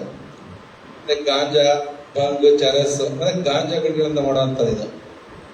ಕೋಕಾ ಎಲೆಗಳಿಂದ ತಯಾರಿಸುವ ಪ್ರಬಲ ಮಾದಕ ವಸ್ತು. ಮತ್ತೆ ಸೈಕೋಟ್ರೋಪಿಕ್ ಅಂದ್ರೆ ಮೆದುಳಿನ ಮೇಲೆ ಪ್ರಭಾವ ಬೀರುವಂತಹ ವಸ್ತುಗಳು ಇದೆ ಇದರಲ್ಲಿ. ಇದು ವ್ಯಸನವನ್ನು ಉಂಟು ಮಾಡುವಂತ ಕೃತಕ ರಾಸಾಯನಿಕ ಅಂದ್ರೆ ಆರ್ಟಿಫಿಷಿಯಲ್ ಕೆಮಿಕಲ್ ಇಂದ ಮಾಡಿರುವಂತದ್ದು. ಸಪೋಸ್ ನೀವೆಲ್ಲ ಲೂಸಿಯಾ ಅಂತ ಒಂದು ಸಿನಿಮಾ ನೋಡಿರ್ಬೋದು, ಎಲ್ಲರಿಗೂ ಗೊತ್ತಿದೆ ಅನ್ಕೋತೀನಿ, ನೋಡಿದ್ರಲ್ಲ? ಆ ಸಿನಿಮಾ ಬಹಳ ಒಳ್ಳೆ ಉದಾಹರಣೆ ಎಲ್ರಿಗೂ. ಲೂಸಿಯಾ ಸಿನಿಮಾ ನೋಡಿದ್ರೆ ಎಲ್ಲ ಗೊತ್ತಾಗುತ್ತೆ ವ್ಯಸನ ಯಾವ ರೀತಿ ಇರುತ್ತೆ, ಅದಕ್ಕೆ ಹೆಂಗ್ ಅಡಿಕ್ಟ್ ಆಗಿರ್ತಾರ. ಆ ಸಿನಿಮಾದಲ್ಲಿ ನಾಯಕ ರಾತ್ರಿ ನಿದ್ರೆನೇ ಮಾಡಲ್ಲ ಅವನು, ಅಂದ್ರೆ ಅಷ್ಟೊಂದು ಪರಿಣಾಮಕಾರಿಯಾಗಿರ್ತಾವ. ಈ ನಮ್ಮಲ್ಲಿ ಈ ನಮ್ಮ ಲಾರಿ ಚಾಲಕರು ಇರ್ತಾರೆ, ಉತ್ತರ ಭಾರತದಿಂದ ಬರ್ತಾರೆ. ಅವರು ಒಂದು ಸರಕನ್ನ ಒಂದು ಗುರಿಯಿಂದ ಇನ್ನೊಂದು ಗುರಿಗೆ ತಲುಪಲಿಕ್ಕೆ ಒಂದು ನಿಗದಿತ ಆದ ಒಂದೊಂದು ಸಮಯವನ್ನು ನಿಗದಿಪಡಿಸಿರ್ತಾರೆ. ಇಷ್ಟು ದಿನದಲ್ಲಿ ಸಾಗಿಸ್ಬೇಕು ಅವರು. ಹಗಲು ರಾತ್ರಿ ಅದನ್ನ ಡ್ರೈವ್ ಮಾಡಬೇಕು. ನಿದ್ರೆ, ಆಹಾರ ಅಂದ್ರೆ ಈ ನಮ್ಮ ನೈಸರ್ಗಿಕ ಚಟುವಟಿಕೆಗಳು ಮನುಷ್ಯನಿಲ್ಲದೆ ಯಾವ ರೀತಿ ಅದನ್ನ ಇದು ಮಾಡಬಹುದು ಅಂದ್ರೆ, ಅವರು ಊಟ ಮಾಡ್ತಾರೆ, ನಿದ್ದೆ ಮಾಡಲ್ಲ ಅಂದ್ರೆ ಏನ್ ಮಾಡ್ತಾರೆ ಅಂದ್ರೆ ಇದು ಈ ಪಾಪಿ ಹಸ್ಕಂತೀವಿ, ಇದು ಹೇಳ್ದಲ್ಲ, ಅಫೀಮ್ ಗಿಡಗಳಿಂದ ಇದಾಗಿರೋಂಥದ್ದು. ಆ ಗಿಡನ ಅಂದ್ರೆ ಆ ಗಸಗಸೆಯನ್ನು ಇದ್ ಮಾಡ್ಬಿಟ್ಟು ತೆಗೆದುಬಿಟ್ಟು ಗಿಡಗಳಿರ್ತ, ಕಡ್ಡಿಗಳಿರ್ತ, ಆ ಕಡ್ಡಿಗಳನ್ನ ನೀರಲ್ಲಿ ಹಾಕೊಂಡು ಕುಡಿದ್ಬಿಟ್ರೆ ಸಾಕದು. ಅಂದ್ರೆ ನಿದ್ದೆ ಮಾಡಲ್ಲ ನಿದ್ದೆನೇ ಮಾಡಲ್ಲ. ಅಂದ್ರೆ ಡ್ರೈವಿಂಗ್ ಆ ತರ ಇರ್ತಾರೆ, ಒಂದು ಎಚ್ಚರ ಸ್ಥಿತಿಲಿ ಇರ್ತಾರೆ ಅವಾಗಲೂ. ಆ ತರದೊಂದು ಇದರಲ್ಲಿ ಟ್ಯಾಬ್ಲೆಟ್ಸ್ ಬರ್ತವೆ, ಅದು ಮೆಥಾಫೆಂಟೈನು, ಅತಿ ಹೆಚ್ಚು ಅಪಾಯಕಾರಿಯಾದಂಥ ಸಿಂಥೆಟಿಕ್ ಡ್ರಗ್, LSD ಇರುತ್ತೆ. ಭ್ರಮೆ ಅಂದ್ರೆ ಇದು ಹ್ಯಾಲೋನೇಷನ್ ಹೇಳಿದ್ರಲ್ಲ ನಮ್ಮ ಇನ್ಸ್ಪೆಕ್ಟ್ರು, ನಿಮ್ಮನ್ನ ಭ್ರಮೆಯಲ್ಲಿ ನೀವು ಈ ಲೋಕದಲ್ಲಿ ಇಲ್ಲ ಹಾರಾಡ್ತೀರ, ಎಲ್ಲ ಉಡ್ತಾ ಪಂಜಾಬ್ ಅಂದಲ್ಲ ಆ ತರ ಏನೋ ಹಾರಾಡ್ತೀರಾ, ಎಲ್ಲೋ ಹೋಗ್ತೀರಾ ಅಂದ್ರೆ ಖುಷಿ ನಿಮ್ಮಲ್ಲಿ. ಆ ಭ್ರಮೆ ಯಾವ ರೀತಿ ಇದೆ ಅಂದ್ರೆ, ಇಲ್ಲೇ ಏನೋ ಇದೆ, ಮುಂದೆನೇ ಏನೋ ಇದೆ, ನನಗೆ ನಾನು ಆಕಾಶದಲ್ಲಿ ಇದ್ದೀನಿ, ವರ್ಷ ವಿಮಾನದಲ್ಲಿ ಓಡಾಡ್ತೀನಿ, ಎಲ್ಲ ಕೆಳಗಡೆ ಎಲ್ಲ ನೋಡ್ತೇನೆ, ನನಗೆ ಈ ರೀತಿ ಭ್ರಮೆ ಉಂಟು ಮಾಡುತ್ತೆ. ಭ್ರಮೆ ಉಂಟು ಮಾಡುವಂತ ನಿದ್ರಾಜನಕ ಔಷಧಿಗಳು ಇರ್ತವೆ. MDMA ಇದು ನಮ್ಮ ಮನಸ್ಥಿತಿನೂ ಬದಲಾಯಿಸುತ್ತೆ. ಈ ಮಾದಕ ವಸ್ತುಗಳಿಂದ, ಅಫೀಮ್ನಿಂದ ಅತಿ ಸಂಸ್ಕರಿಸಿದ ತೀವ್ರ ವ್ಯಸನಕಾರಿ ವಸ್ತು ಹೆರಾಯಿನ್. ಅಫೀಮ್ನಿಂದನೇ ಮಾಡೋದು. ಅಫೀಮು, ಗಾಂಜಾದಿಂದ ಈ ಸಸ್ಯಜನಕ ಔಷಧ ಇದನ್ನ ಏನೋ ಗಿಡವನ್ನ ಅವರು ಅದರಿಂದ ಬೇರೆ ಬೇರೆ ರೀತಿಯಲ್ಲಿ ಬೇರೆ ಬೇರೆ ಒಂದು ಇದನ್ನ ತಯಾರಿಸಿ ಇದು ಮಾಡ್ತಾರೆ. ಅಂದ್ರೆ ಈ ಗಾಂಜಾವನ್ನ ಸಿಗರೇಟ್ ಅಲ್ಲಿ ಸೇರ್ಬೋದು, ಅಥವಾ ಆಯಿಲ್ ಮಾಡ್ತಾರೆ, ಮಿಕ್ಸ್ ಆಯಿಲ್ ತರ ಮಾಡ್ತಾರೆ. ಅದನ್ನ ಆಯಿಲ್ ಮಾಡಿ ಚರ್ಮ ಕಟ್ಸ್ಕೊತಾರೆ. ಆ ಚರ್ಮ ಕಟ್ಸ್ಕೊಂಡ್ರೆ ಅದು ಆ ತರದ ಒಂದು ಇದು ಬೀಳ್ತಾರೆ. ಅಂದ್ರೆ ಯಾವುದೋ ಲೋಕದಲ್ಲಿ ಇರ್ತಾರೋ ನೆಲಾಡ್ತಿರ್ತಾರೆ. ಈ ತರ ಗಮನಿಸಿ. ಈ ವಸ್ತುಗಳ ಸಾಗಣೆ ಅಥವಾ ಸಾಗಾಟ, ಇದು ಮಾರಾಟ, ಇದು ಕಾನೂನಿನಲ್ಲಿ ಅಪರಾಧ ಆಗುತ್ತೆ. ಇದರಿಂದ ಆಗೋ ಪರಿಣಾಮಗಳು ನಿಮ್ಗೆ ಹೇಳ್ತೀನಿ ಕೇಳಿ. ಒಂದಲ್ಲ, ಬಹುಶಃ ವ್ಯಸನದಿಂದ ನಿಮ್ಮಲ್ಲಿ ಈ ಅಂಗಾಂಗ ವೈಫಲ್ಯತೆ ಉಂಟಾಗ್ಬೋದು, ದೃಷ್ಟಿಹೀನತೆ ಆಗ್ಬೋದು, ಮತ್ತೆ ಹೃದಯ, ಯಕೃತ್, ಲಿವರ್ ಅಂತೀವಲ್ಲ, ಲಿವರು ನೀವು ಒಂದು ವರ್ಷದಲ್ಲಿ ಏನೋ ಆಗ್ತಿರೋ ಗೊತ್ತಿಲ್ಲ. ಅಂದ್ರೆ ಆ ನಿರಂತರ ಸೇವನೆಯಿಂದ ಒಂಥರ ಈ ವ್ಯಸನ ಅಂದ್ರೆ ಅಡಿಕ್ಷನ್ ಆಗ್ಬಿಡ್ತೀರ. ಯಾವ್ದಕ್ಕೂ ಅಡಿಕ್ಟ್ ಆಗ್ಬಿಟ್ರೆ ಒಂದಕ್ಕೆ ನೀವು ಅದರಿಂದ ಹೊರಗೆ ಬರೋದು ತುಂಬಾ ಕಷ್ಟ. ಒನ್ ವೇ ಟ್ರಾಫಿಕ್ ಇದು, ಒಂದ್ ಕಡೆಯಿಂದ ಹೋಗ್ಬೋದು, ಬರೋದು ಕಷ್ಟ. ಅಂದ್ರೆ ಬಂದಿರೋ ಉದಾಹರಣೆಗಳಿದೆ, ಆದ್ರೆ ವಿರಳ, ಕಡಿಮೆ. ಅದು ಆಗ್ಬಾರ್ದು ಅನ್ನೋದು ನಮ್ಮ ಉದ್ದೇಶ. ನಾವಿಲ್ಲಿ ಬಂದಿರೋದು ಅದಕ್ಕೇನೆ. ಮತ್ತೆ ಈ ಮೆಟಬಾಲಿಸಮ್ ಸಿಸ್ಟಮ್ ಇದೆಯಲ್ಲ, ನಮ್ಮ ದೇಹದಲ್ಲಿ ರೋಗ ನಿರೋಧಕ ಶಕ್ತಿ ಇದೆಯಲ್ಲ, ಅದು ಕಡಿಮೆ ಆಗುತ್ತೆ. ಇದು ಅದು ಸಾಂಕ್ರಾಮಿಕ ರೋಗಗಳಿಂದ ಬೇಗನೆ ಎತ್ತುತ್ತದೆ. ನಿಮ್ಗೆ ಏನೋ ಸಣ್ಣದೇನಾದ್ರೂ ಆಯ್ತು ಅಂದ್ರೆ ಅದು ಜಾಸ್ತಿ ಎಫೆಕ್ಟ್ ಆಗುತ್ತೆ. ಅಂದ್ರೆ ನಿಮ್ಮಲ್ಲಿ ರೋಗ ನಿರೋಧಕ ಶಕ್ತಿ ಹೊಂದಿದಾಗ ಬೇರೆ ಈ ಬ್ಯಾಕ್ಟೀರಿಯಾಗಳು ನಿಮ್ಮ ದೇಹವನ್ನು ಬೇಗ ಆವರಿಸ್ಕೊಳುತ್ತೆ. ಇದಕ್ಕೆ ಕಾರಣ ಅಂದ್ರೆ ಈ ವ್ಯಸನ. ಮತ್ತೆ ಮೆದುಳಿನ ನರಮಂಡಲದ ಮೇಲೆ ನೇರ ಪರಿಣಾಮ ಬೀರ್ಬಿಟ್ಟು ನೀವು ಡಿಸಿಷನ್ ಅನ್ನು ಯಾವುದಕ್ಕೂ ತಗೊಳಕ್ಕಾಗಲ್ಲ. ಏನೋ ಮಾಡು ಅಂತಾರೆ ಮನೆಯಲ್ಲಿ, ಏನ್ ಮಾಡಬೇಕು, ಏನೋ ನಮ್ಮ ಅಪ್ಪ ಏನ್ ಹೇಳಿದ, ನಮ್ಮ ಅಮ್ಮ ಏನ್ ಹೇಳಿದ, ಒಂದು ಗೊತ್ತಾಗಲ್ಲ. ನಿಮ್ಗೆ ನಿರ್ಧಾರನೆ ಮಾಡೋಕ್ಕಾಗಲ್ಲ. ನಿಮ್ ಶಾಲೆಯಲ್ಲಿ ನಿಮ್ ಪ್ರಾಂಶುಪಾಲರು, ನಿಮ್ಮ ಉಪನ್ಯಾಸಕರು ಏನೋ ಹೇಳಿರ್ತಾರೆ, ಪಾಠ ಮಾಡಿರ್ತಾರೆ, ನೀವು ಪರೀಕ್ಷೆಯಲ್ಲಿ ಯಾವ್ದನ್ನ ಬರೀಬೇಕು, ಏನನ್ನು ಬರೀಬೇಕು ನಿಮ್ಗೆ ಗೊತ್ತಾಗಲ್ಲ. ನೀವು ನಿರ್ಧಾರ ತೆಗೆದುಕೊಳ್ಳಲಿಕ್ಕೆ ಸಾಧ್ಯ ಇರಲ್ಲ. ನಿಮ್ಮ ವಿವೇಚನೆಯನ್ನ ಪೂರ ಕಳ್ಕೊಂಡಿರ್ತೀರ. ನೀವು ಅಂದ್ರೆ ಈ ವ್ಯಸನಕ್ಕೆ ಆ ಮಟ್ಟಿನ ದಾಸರಾಗಿರ್ತೀರ. ಮತ್ತೆ ಖಿನ್ನತೆ, ಡಿಪ್ರೆಷನ್ ಎಲ್ಲ ಗೊತ್ತೇ ಇದೆ. ಏನೋ ಬೇಜಾರಾಯ್ತು, ಮನೇಲಿ ಯಾರೋ ಬೈದ್ರು, ಕ್ಲಾಸಲ್ಲಿ ಯಾರೇನೋ ಅಂದ್ರು, ಫ್ರೆಂಡ್ಸ್ ಯಾರೋ ಬೈದ್ರು, ಏನೋ ಗಾಸಿಪ್ ಮಾಡಿದ್ರು, ಅಂದ್ರೆ ಇಲ್ದಿರೋದನ್ನು ಸುಳ್ಳು ಸುದ್ದಿ ಅನ್ನಿಸಿದ್ರು. ಈ ತರ ಇದು ಕೂಡ ನಿಮ್ಗೆ ಈ ಖಿನ್ನತೆ ಇದರಿಂದಲೂ ಕೂಡ ಇದು ಸಿಗ್ಲಿಲ್ಲ ಅಂದ್ರೆ ಒಂಥರ ಡಿಪ್ರೆಷನ್ ಆಗ್ಬಿಡುತ್ತೆ. ಏನೋ ಬದುಕೋ ಉತ್ಸಾಹನೇ ಇಲ್ಲ. ಇವತ್ತು ಮುಗಿತಪ್ಪ, ನನಗೆ ಬೇಡ, ಈ ಜಗತ್ತೇ ಬೇಡ, ಮನೆನೇ ಬೇಡ, ಆ ತರ ಒಂದು ಭಾವನೆ ಬರೋ ಸಾಧ್ಯತೆಗಳಿರುತ್ತೆ. ಮತ್ತೆ ನಿಮ್ ನಡವಳಿಕೆಯಲ್ಲಿ ಬದಲಾವಣೆ, ಆಕ್ರಮಣಕಾರಿ ಪ್ರವೃತ್ತಿ, ಯಾವುದಕ್ಕೂ ಸಮಾಧಾನ ಇರಲ್ಲ. ಸಂಯಮ, ಸಮಾಧಾನ, ಸಾವಧಾನ ಯಾವ್ದು ಇರಲ್ಲ. ರೇಗೋದೆ ಎಲ್ಲದೂ, ರೇಗೋದೆ ಬಿಟ್ಬಿಡೋದೆ, ಹೊಡೆಯೋದು, ಓಡಿಸ್ಕೊಳ್ಳೋದು, ಇವು ಆಗೋ ಸಾಧ್ಯತೆ ಇರುತ್ತೆ. ಮತ್ತೆ ಕ್ರಿಯಾಶೀಲತೆ ಇರಲ್ಲ ನಿಮ್ಮಲ್ಲಿ. ಕಾಲೇಜಿಗೆ ಬರ್ಬೇಕಾದ್ರೆ ಎಷ್ಟು ಆಕ್ಟಿವ್ ಆಗಿರ್ತೀರಾ, ಬಂದು ಉಪನ್ಯಾಸಕರು ಮಾತಾಡ್ತೀರಾ, ಸ್ನೇಹಿತರ ಜೊತೆ ಮಾತಾಡ್ತೀರಾ, ಏನ್ ಮಾಡ್ಬೋದು, ಇವತ್ತು ಏನ್ ಕಲಿಬೋದು, ನಾನು ಇವತ್ತು ಏನ್ ಪಾಠ ಮಾಡ್ಬೋದು, ನೀವೇನೋ ನೋಡ್ಕೊಂಡು ಬಂದಿರ್ತೀರ. ಆ ತರ ಕ್ರಿಯಾಶೀಲತೆನೇ ಇರಲ್ಲ. ಮನೇಲೂ ಅಷ್ಟೇ, ನಿಮ್ಮ ಚಟುವಟಿಕೆ ಅಷ್ಟು ಚೆನ್ನಾಗಿರುತ್ತೆ. ನೀವು ಮಾಡೋ ಕೆಲಸದಲ್ಲಿ, ನೀವು ಏನಾದ್ರು ಹೊಸತನ ಮಾಡೋದ್ರಲ್ಲಿ ಏನಾದ್ರು ಒಂದು ಕ್ರಿಯಾಶೀಲತೆ, ಸೃಜನಶೀಲತೆ ಇರ್ತಲ್ಲ, ಅದು ಇಲ್ಲಂಗೆ ಆಗುತ್ತೆ. ಮತ್ತೆ ಇದಕ್ಕೆ ದುಡ್ಡು ಬೇಕು.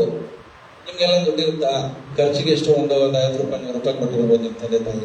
ಮಗ ಹೋಗ್ತಾನೆ, ಹೋಗ್ತಾನೆ, ಓದ್ತಾನೆ, ತಿಂಡಿ ಮಾಡಿರಲ್ಲ, ಅಲ್ಲೇನ ತಿಂಡಿ ಮಾಡ್ಕೊಳ್ಳಿ, ಇಲ್ಲ ಬಿಸಿಲು ಜಾಸ್ತಿ ಇದೆ, ಒಂದು ಎಳ್ನೀರ, ಒಂದು ಜ್ಯೂಸ್ ಏನಾದ್ರು ಕುಡ್ಕೊಳ್ಳಿ ಅಂತ.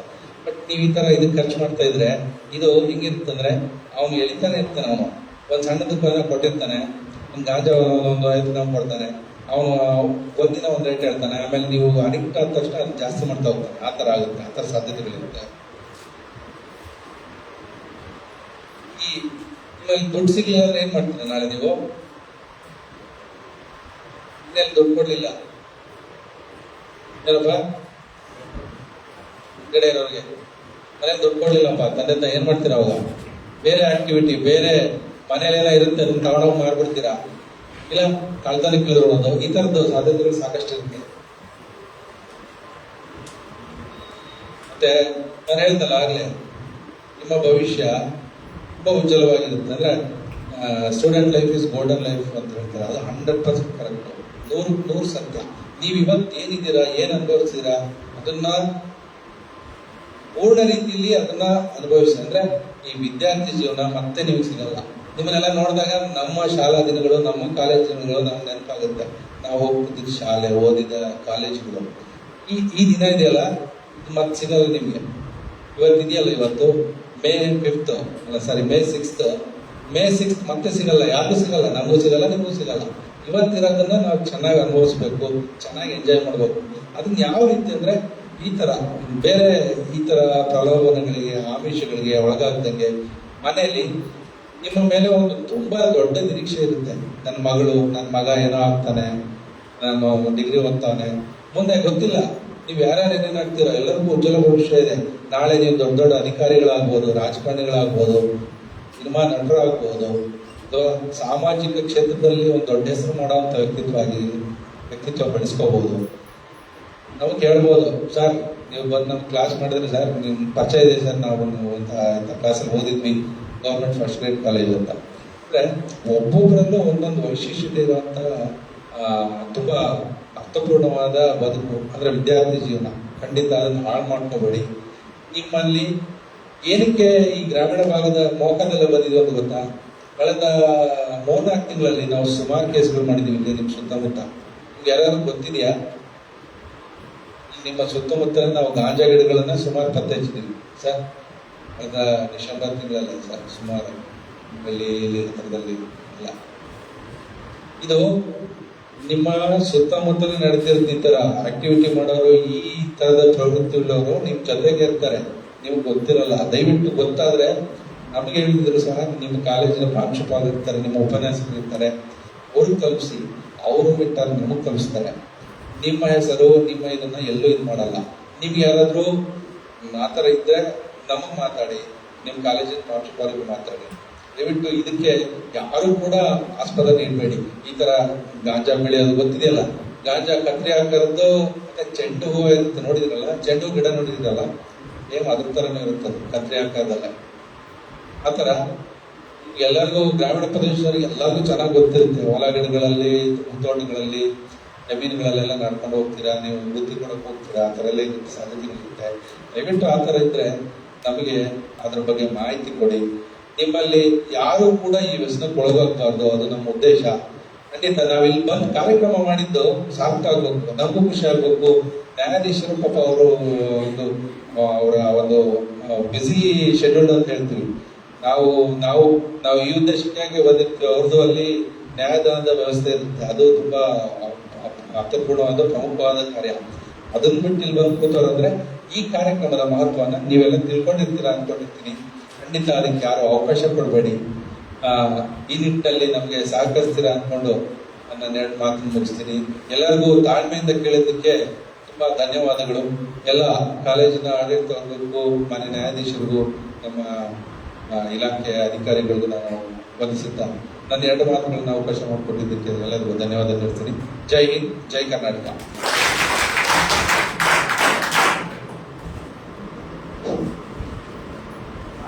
ಮಾದಕ ವಸ್ತುಗಳ ಉಪಯೋಗ ಮತ್ತು ಯುವ ಪೀಳಿಗೆಯ ಮೇಲೆ ಆಗುವ ದುಷ್ಪರಿಣಾಮಗಳ ಕುರಿತು ವಿದ್ಯಾರ್ಥಿಗಳಲ್ಲಿ ಜಾಗೃತಿ ಮೂಡಿಸಿ ಅನಿಲ್ ಕುಮಾರ್ ಸರ್ ಅವರಿಗೆ ಧನ್ಯವಾದಗಳನ್ನು ಸಲ್ಲಿಸ್ತಾ ಇದ್ದೇನೆ. ಈಗ ಶ್ರೀ ಶರಣಪ್ಪ ಕರಡಿ ಅಬಕಾರಿ ಉಪಾಧೀಕ್ಷಕರು ಇವರು ಮಾದಕ ವಸ್ತುಗಳ ತಯಾರಿಕೆ, ಸಾಗಾಟ, ಹೊಂದುವಿಕೆ ಮತ್ತು ಸೇವನೆಯನ್ನು ವಿಧಿಸುವ ಶಿಕ್ಷೆಯ ಬಗ್ಗೆ ವಿದ್ಯಾರ್ಥಿಗಳನ್ನು ಕುರಿತು ಮಾತನಾಡಬೇಕೆಂದು ಈ ಮೂಲಕ ಕೇಳಿಕೊಳ್ತಾರೆ.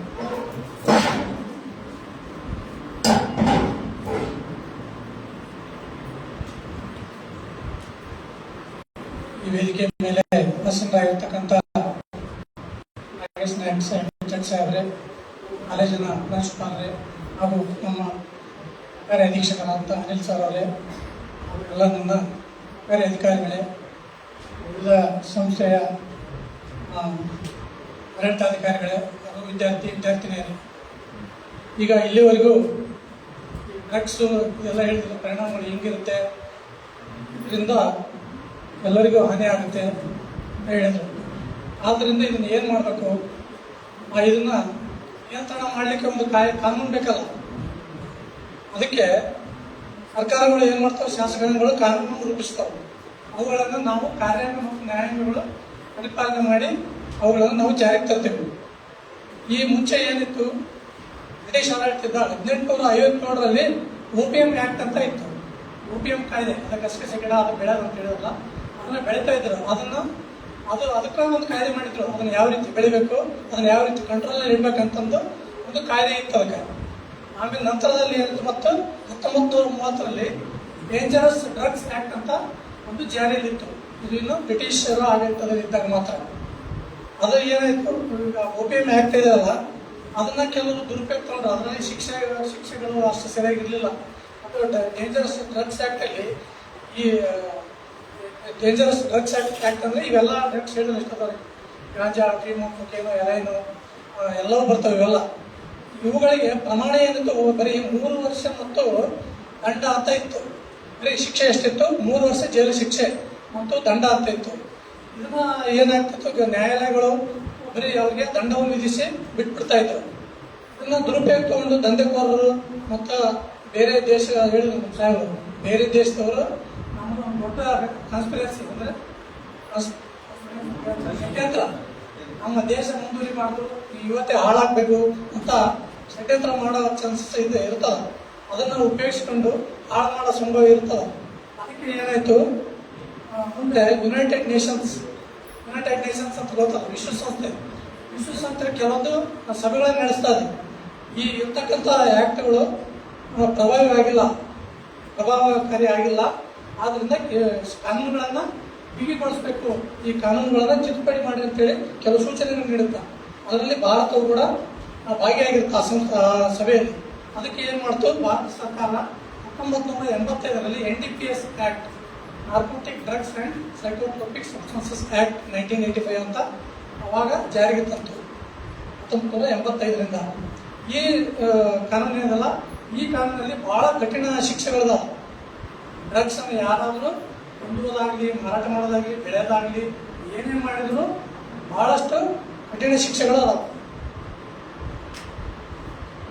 ಅತ್ಯಂತ ಕಡಿಮೆ ಶಿಕ್ಷೆ ಅಂದ್ರೆ 1 ವರ್ಷ ಜೈಲು ಶಿಕ್ಷೆ, 1 ವರ್ಷ ಜೈಲು ಶಿಕ್ಷೆ ಮತ್ತು 10,000 ರೂಪಾಯಿವರೆಗೆ ದಂಡ ಇದೆ. ಅತ್ಯಂತ ಕಡಿಮೆ ಅಂದರೆ ಬರೀ ಅವನು ಸೇವನೆ ಮಾಡಿದರೆ, ಅದು ಯಾವುದೇ ಗಾಂಜಾ ಅಫೀಮು ಯಾವುದೇ ಒಂದು ಮಾದಕ ವಸ್ತುವನ್ನು ಸೇವನೆ ಮಾಡಿದರೆ ಸಾಕು, ಅವನಿಗೆ 1 ವರ್ಷದವರೆಗೆ ಜೈಲು ಶಿಕ್ಷೆ ಕೊಡ್ಬೋದು ಅಥವಾ 10,000 ದಂಡ ವಿಧಿಸ್ಬೋದು. ಇಲ್ಲ ನಾವು ಮಾಡಿದ ಕೇಸ್ಗಳಲ್ಲಿ ಇತ್ತೀಚೆಗೆ 6 ಪ್ರಕರಣಗಳಲ್ಲಿ ಶಿಕ್ಷೆ ಆಗಿದೆ. ಬಳ್ಳಾರಿ ನ್ಯಾಯಾಲಯದಲ್ಲೇ ಅವ್ರಿಗೆ 10,000 ದಂಡ ಹಾಕಿ ಶಿಕ್ಷೆ ವಿಚಾರ ಅವ್ರು ತಪ್ಪು ಒಪ್ಕೊಂಡಾರ. ಇನ್ನೊಂದ್ಸಲ ನಾವು ಈ ಥರ ಮಾಡಲ್ಲ, ಈ ದಂಧೆ ಸೇವನೆ ಮಾಡಲ್ಲ ಅಂತ ಒಪ್ಕೊಂಡಿದ್ದಕ್ಕೆ ಬಳ್ಳಾರಿ ನ್ಯಾಯಾಲಯದಲ್ಲಿ 6 ಪ್ರಕರಣಗಳಲ್ಲಿ ಶಿಕ್ಷೆಯನ್ನು ನೀಡಲಾಗಿದೆ.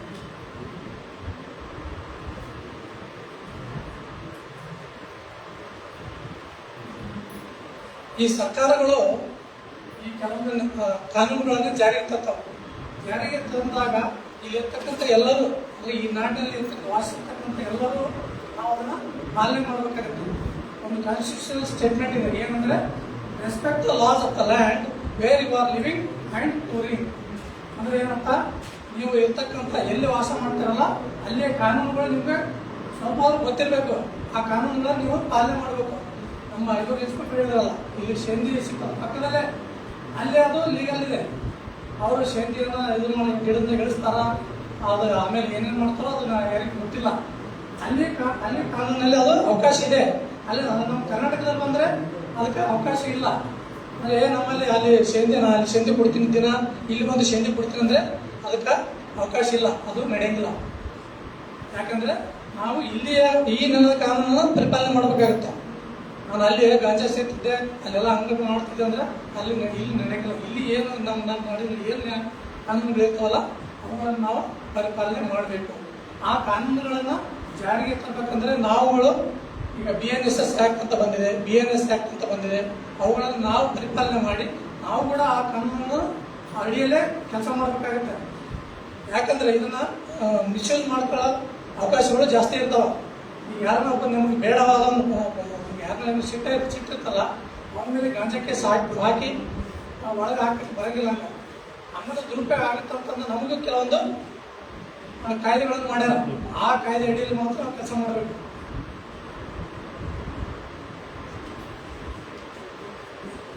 ಈ ಕಾಯ್ದೆ ಹೇಳಿದ್ನಲ್ಲ, NDPS ಆ್ಯಕ್ಟ್ ಯಾವುದೇ ಸೇವನೆ ಮಾಡೋದಿಲ್ಲ. ಮಾದಕ ವಸ್ತುಗಳು ಹೇಳಿಲ್ಲ, ಗಾಂಜಾ ಆಯಿತು, ಅಫೀಮ್ ಆಯಿತು, ಹೆರಾಯಿನ್, ಕೊಕೇನ್, LSD, MDMA ಯಾವುದೇ ಇಲ್ಲ. ಮಾದಕ ವಸ್ತುಗಳಂತ ಯಾವ ಕಾನೂನಲ್ಲಿ ರೆಕಗ್ನೈಸ್ ಮಾಡಿದೆಯಲ್ಲ ಆ ವಸ್ತುಗಳನ್ನು ಸೇವನೆ ಮಾಡೋಂಗಿಲ್ಲ, ಅವನು ಇಟ್ಕೊಳಂಗಿಲ್ಲ, ಮಾರಾಟ ಮಾಡೋಂಗಿಲ್ಲ, ಗಾಂಜಾ ಬೆಳೆಯಂಗಿಲ್ಲ, ಅಫೀಮ್ ಬೆಳೆಯಂಗಿಲ್ಲ. ಅವುಗಳ ಉತ್ಪನ್ನಗಳಂತ ಬೇರೆ ಅವುಗಳಂತ ಮತ್ತೆ ಬೈ ಪ್ರಾಡಕ್ಟ್ಸ್ ಅಂತೀವಲ್ಲ ಅವುಗಳನ್ನ ಬೇರೆ ಏನು ತಯಾರು ಮಾಡೋಂಗಿಲ್ಲ. ಅಲ್ಲದೆ ರಾಸಾಯನಿಕಗಳು, ಸಿಂಥೆಟಿಕ್ ಡ್ರಗ್ಸ್ ಅಂತ ಹೇಳಲ್ಲ, ಕೆಲವೊಂದು ರಾಸಾಯನಿಕಗಳು ಉಪಯೋಗಿಸಿಕೊಂಡು ಕೂಡ ನಾವು ಡ್ರಗ್ಸ್ ಅನ್ನು ತಯಾರು ಮಾಡುವಂತಿಲ್ಲ. ಅದನ್ನು ಈ ಕಾನೂನು ಹೇಳ್ತದೆ. NDPS ಆ್ಯಕ್ಟ್ ಈ ಕಾಯ್ದೆ ಕಠಿಣವಾಗಿ ಹೇಳ್ತಾವೆ. ಏನಾದರೂ ಯಾವುದೇ ಒಂದು ಉಲ್ಲಂಘನೆ ಮಾಡಿದ್ರೆ ಅದು ಘೋರ ಅಪರಾಧ ಆಗಿರ್ತದೆ. ಆ ಘೋರ ಅಪರಾಧ ಏನು ಶಿಕ್ಷೆ ಅಂತ ಮುಂದೆ ಹೇಳ್ತೀವಿ. ಅದೇ ಸಣ್ಣ ಪ್ರಮಾಣದ ಶಿಕ್ಷೆ ಅಂತ ನೀವು ಮೊದಲು ಹೇಳಿದ್ವಿ. ಅದು ಸೆಕ್ಷನ್ 27 ಹೇಳ್ತದೆ. NDPS act section 27. ಈ ಸಣ್ಣ ಪ್ರಮಾಣ ಅಂದರೆ 1 ವರ್ಷ ಶಿಕ್ಷೆ, ಜೈಲು ಶಿಕ್ಷೆ ಯಾರು ಮಾಡಿದ್ರೆ. ಇನ್ನೊಂದು ಸೆಕ್ಷನ್ 8 NDPS ಆ್ಯಕ್ಟ್ ಸೆಕ್ಷನ್ 8 ಏನು ಹೇಳ್ತಂದ್ರೆ, ಯಾವುದೇ ವ್ಯಕ್ತಿ ಗಾಂಜಾ ಗಿಡ, ಓಪಿಯಂ, ಕೋಕಾ ಗಿಡ ಬೆಳೆಯುವುದನ್ನು ನಿಷೇಧಿಸಲಾಗಿದೆ. ಮತ್ತು ಯಾವುದೇ ರೀತಿಯ ಮಾದಕ ವಸ್ತುಗಳನ್ನು ತಯಾರಿಸುವುದು, ಹೊಂದಿಸುವುದು, ಹೊಂದುವುದು, ಖರೀದಿ ಮಾಡುವುದು, ಮಾರಾಟ ಮಾಡುವುದು, ಸಾಗಾಣಿಕೆ ಮಾಡುವುದು, ಇಂಪೋರ್ಟ್ ಮಾಡೋದು, ಎಕ್ಸ್ಪೋರ್ಟ್ ಮಾಡೋದು ಯಾವುದನ್ನು ಮಾಡಂಗಿಲ್ಲ. ಯಾವುದನ್ನು ಮಾಡಂಗಿಲ್ಲ ಅಂದಮೇಲೆ ಮುಗಿತದೆ. ಸ್ಟ್ರಿಕ್ಟ್ ಆಗಿ ಮಾಡಂಗಿಲ್ಲ ಅಂತಲೇ ಅರ್ಥ. ನೋ ಪರ್ಸನ್ ಶಾಲ್ ಅಂತಲೇ ಇದೆ ಸರ್ NDPS ಆ್ಯಕ್ಟಲ್ಲಿ. ಈ ಥರ ಎಲ್ಲಿ ಇರೋಂಗಿಲ್ಲ. ಇದು NDPS ಆ್ಯಕ್ಟ್ ಏನಿಲ್ಲ, ಭಾಳ ಕಠಿಣವಾದ ನಿಯಮಗಳನ್ನು ರೂಪಿಸಿದೆ. ಯುವಜನ ಹಾಳಾಗಬಾರ್ದು, ಈ ದೇಶ ಪ್ರಗತಿಯನ್ನು ಸಾಗಬೇಕು ಅನ್ನೋದಕ್ಕೋಸ್ಕರ ಇಂಥ ಕ್ರಮಗಳನ್ನು ಮಾಡ್ತಾರೆ. ಈ ಸೆಕ್ಷನ್ 8 ಹೇಳ್ತಲ್ಲ ಯಾವುದನ್ನು ಮಾಡಬಾರ್ದು ಅಂತೇಳಿ. ಮಾಡಿದರೆ ಏನಾಗ್ತದೆ ಅನ್ನೋದು ಸೆಕ್ಷನ್ 20 ಹೇಳ್ತಾರೆ. ಗಾಂಜಾ ಗಿಡ ಬೆಳೆದ್ರೆ 10 ವರ್ಷಗಳವರೆಗೆ ಕಠಿಣ ಜೈಲು ಶಿಕ್ಷೆ, ಕಠಿಣ ಕಾರಾಗೃಹ ಶಿಕ್ಷೆ ಅಂತ ಕೊಡು. ಕಠಿಣ ಸಾದಾ ಶಿಕ್ಷೆ ಇಲ್ಲ, ಕಠಿಣ ಕಾರಾಗೃಹ 10 ವರ್ಷಗಳವರೆಗೆ ಶಿಕ್ಷೆ ಕೊಡ್ಬೋದು. ಗಾಂಜಾ ಗಿಡ ಬೆಳೆದರೆ ಅಂತ ರೂಲ್ ಹೇಳ್ತಾವೆ ಅಷ್ಟೇ.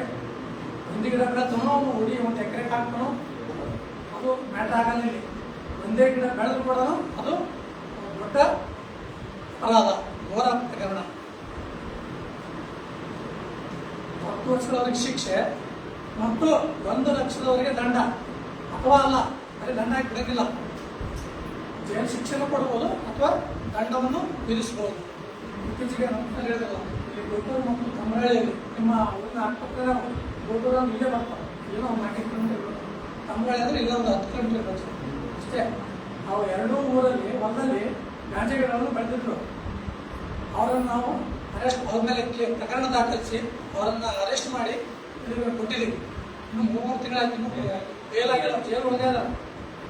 ಆ ಬೇಲ್ ಕೊಡೋದಕ್ಕೆ ಕೂಡ ಭಾಳ ಕಠಿಣ ನಿಯಮಗಳು ಈ NDPS ಆ್ಯಕ್ಟಲ್ಲಿ. ಈಸಿಯಾಗಿ ಬೇಲ್ ಸಿಗಲ್ಲ. ಈ ಸೆಕ್ಷನ್ 20A ಹೇಳ್ತದೆ ಗಾಂಜಾ ಬೆಳೆದ್ರೆ 10 ವರ್ಷ ಶಿಕ್ಷೆ. ಸೆಕ್ಷನ್ B ಏನು ಹೇಳ್ತದ, ಸೆಕ್ಷನ್ B ಏನು ಹೇಳ್ತದೆ, ಗಾಂಜಾ ಪ್ರಮಾಣ, ಒಣ ಗಾಂಜಾ ಗಿಡ ಅನ್ನು ಒಣಗಿಸ್ತದಲ್ಲ ಅವಾಗ ಏನಂತ ಗಾಂಜಾ ಹೇಳ್ತೀವಿ.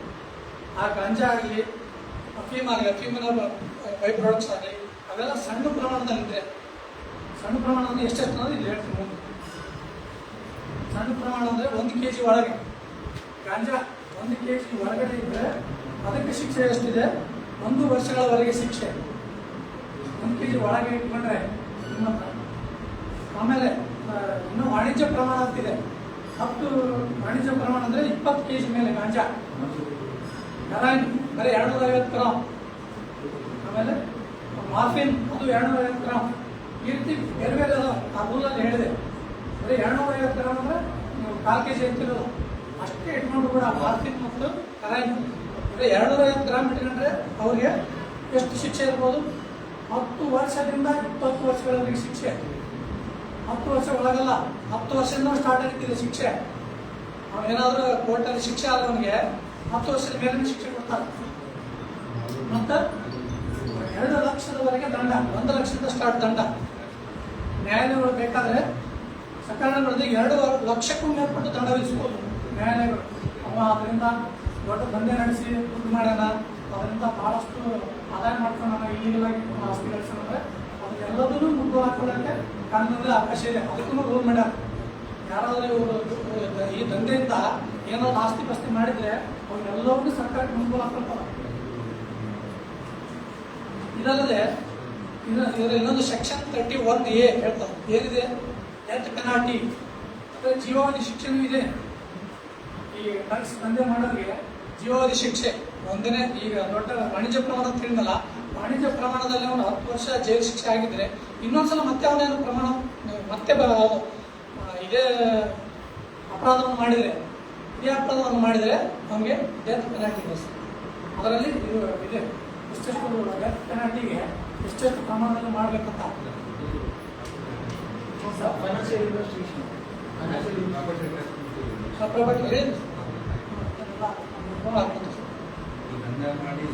ಲಾಭ ಮಾಡಿದ್ರೆ ಆ ಪ್ರಾಫಿಟ್ ಎಲ್ಲ ಸರ್ಕಾರಕ್ಕೆ ಮುಂದುವಲಾಗ್ತದೆ.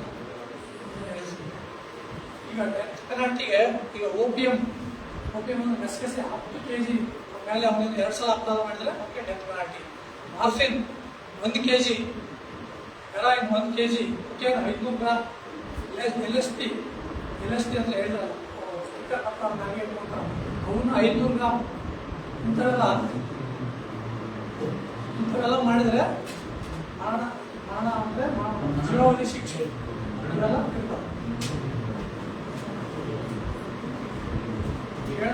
ಈಗ ನಾನು ಗದಗಲಿದ್ದಾಗ ಒಬ್ಬನ ಮನೆಯಿಂದ ಹಿತ್ತಲಲ್ಲಿ ಬೆಳೆದಿದ್ದ, ಬರೀ ಒಂದು 12 ಗಿಡ ಬೆಳೆದಿದ್ದ, ಅವನಿಗೆ 2 ವರ್ಷ ಜೈಲು ಶಿಕ್ಷೆ ಆಗಿದೆ. ಈ ಥರ ಭಾಳಷ್ಟು ಕೇಸ್ಗಳು ಆಗಿದಾವೆ. ಇಲ್ಲಿನೂ ಆಗಿದೆ, ಶಿವಮೊಗ್ಗದಲ್ಲಿ ಒಂದು ಇದೆ ಅಂತ ಹೊಲದಲ್ಲಿ ಬೆಳೆದಿದ್ದ, ಅವನಿಗೂ ಶಿಕ್ಷೆ ಆಗಿದೆ. ಆದ್ದರಿಂದ ಇದು ಯಾಕೆ ಈ ರೀತಿ ಮಾಡಿದ್ರೆ ಇದು ಬಹಳ ಗಂಭೀರ ಸ್ವರೂಪದ ಅಪರಾಧ ಆಗಿರ್ತದೆ. NDPS ಆ್ಯಕ್ಟಲ್ಲಿ ಇವತ್ತು ಯುವಜನತೆ ಹಾಳಾಗ್ಬೋದು, ಇಡೀ ದೇಶನ ಹಾಳಾಗ್ಬೋದು. ಹೇಳಿದ್ರೆ ಪಂಜಾಬ್, ಉತ್ತರ ಪಂಜಾಬ್ ಅಂತ. ಈ ಪಂಜಾಬ್ ಎದಕ್ಕೆ ಫೇಮಸ್ ಅಂದರೆ ಅವರು ಆ್ಯಕ್ಚುಲಿ ಮಿಲಿಟರಿ ಸೇವೆ ಭಾಳ ಫೇಮಸ್. ಆದರೆ ಈಗ ಇತ್ತೀಚೆಗೆ ಏನಾಗಿದೆ, ಅವರು ಡ್ರಗ್ಸಿಗೆ ಫೇಮಸ್ ಅಂದಂಗೆ ಆಗಿದೆ. ಈಗ ನೈಜೀರಿಯಾದವರು ಬರ್ತಾರೆ ನಮ್ಮ ದೇಶದಾಗ, ಆ ನೈಜೀರಿಯಾದವ್ರಿಗೆ ಭಾಳ ಡ್ರಗ್ಸ್ ಚಟ ಭಾಳ ಇರ್ತವೆ. ಇಲ್ಲಿ ಅಲ್ಲಿ ಮೋಸ್ಟ್ಲಿ ಶಿಕ್ಷೆ ಕಡಿಮೆ ಇರ್ಬೋದು. ನೈಜೀರಿಯಾದಲ್ಲಿ ಡ್ರಗ್ಸ್ ಇಟ್ಕೊಳ್ಳಿಕ್ಕೆ, ಡ್ರಗ್ಸ್ ಸೇವನೆ ಮಾಡಲಿಕ್ಕೆ ಶಿಕ್ಷೆ ಭಾಳ ಕಡಿಮೆ ಇರ್ಬೋದು. ಆದರೆ ಇಲ್ಲಿ ಬಂದಾಗ ಅವನು ಏನು ಮಾಡಬೇಕು, ಈ ನಮ್ಮನೆಯಾದ ಕಾನೂನನ್ನು ಅವನು ಪಾಲನೆ ಮಾಡಬೇಕು. ನಾವು ನೈಜೀರಿಯಾದ ಹಂಗಿದ್ದೆ ಅಂದ್ರೆ ಇಲ್ಲಿ ನಡೆಯಂಗಿಲ್ಲ. ಗೊತ್ತಾಯ್ತಲ್ಲ?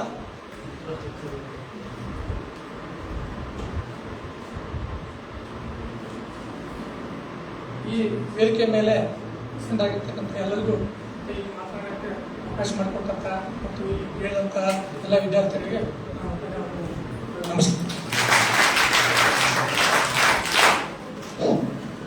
ಮಾದಕ ವಸ್ತುಗಳ ಸೇವನೆ ಮತ್ತು ಸೇವನೆ ಮಾಡಿದವರಿಗೆ ವಿಧಿಸುವ ಶಿಕ್ಷೆ ಪ್ರಮಾಣಗಳ ಬಗ್ಗೆ ವಿದ್ಯಾರ್ಥಿಗಳಲ್ಲಿ ಜಾಗೃತಿ ಮೂಡಿಸಿದ ಶ್ರೀ ಶರಣಪ್ಪ ಕರಡಿ ಸರ್ ಅವರಿಗೆ ಧನ್ಯವಾದಗಳನ್ನು ಸಲ್ಲಿಸ್ತಾ ಇದ್ದೀವಿ.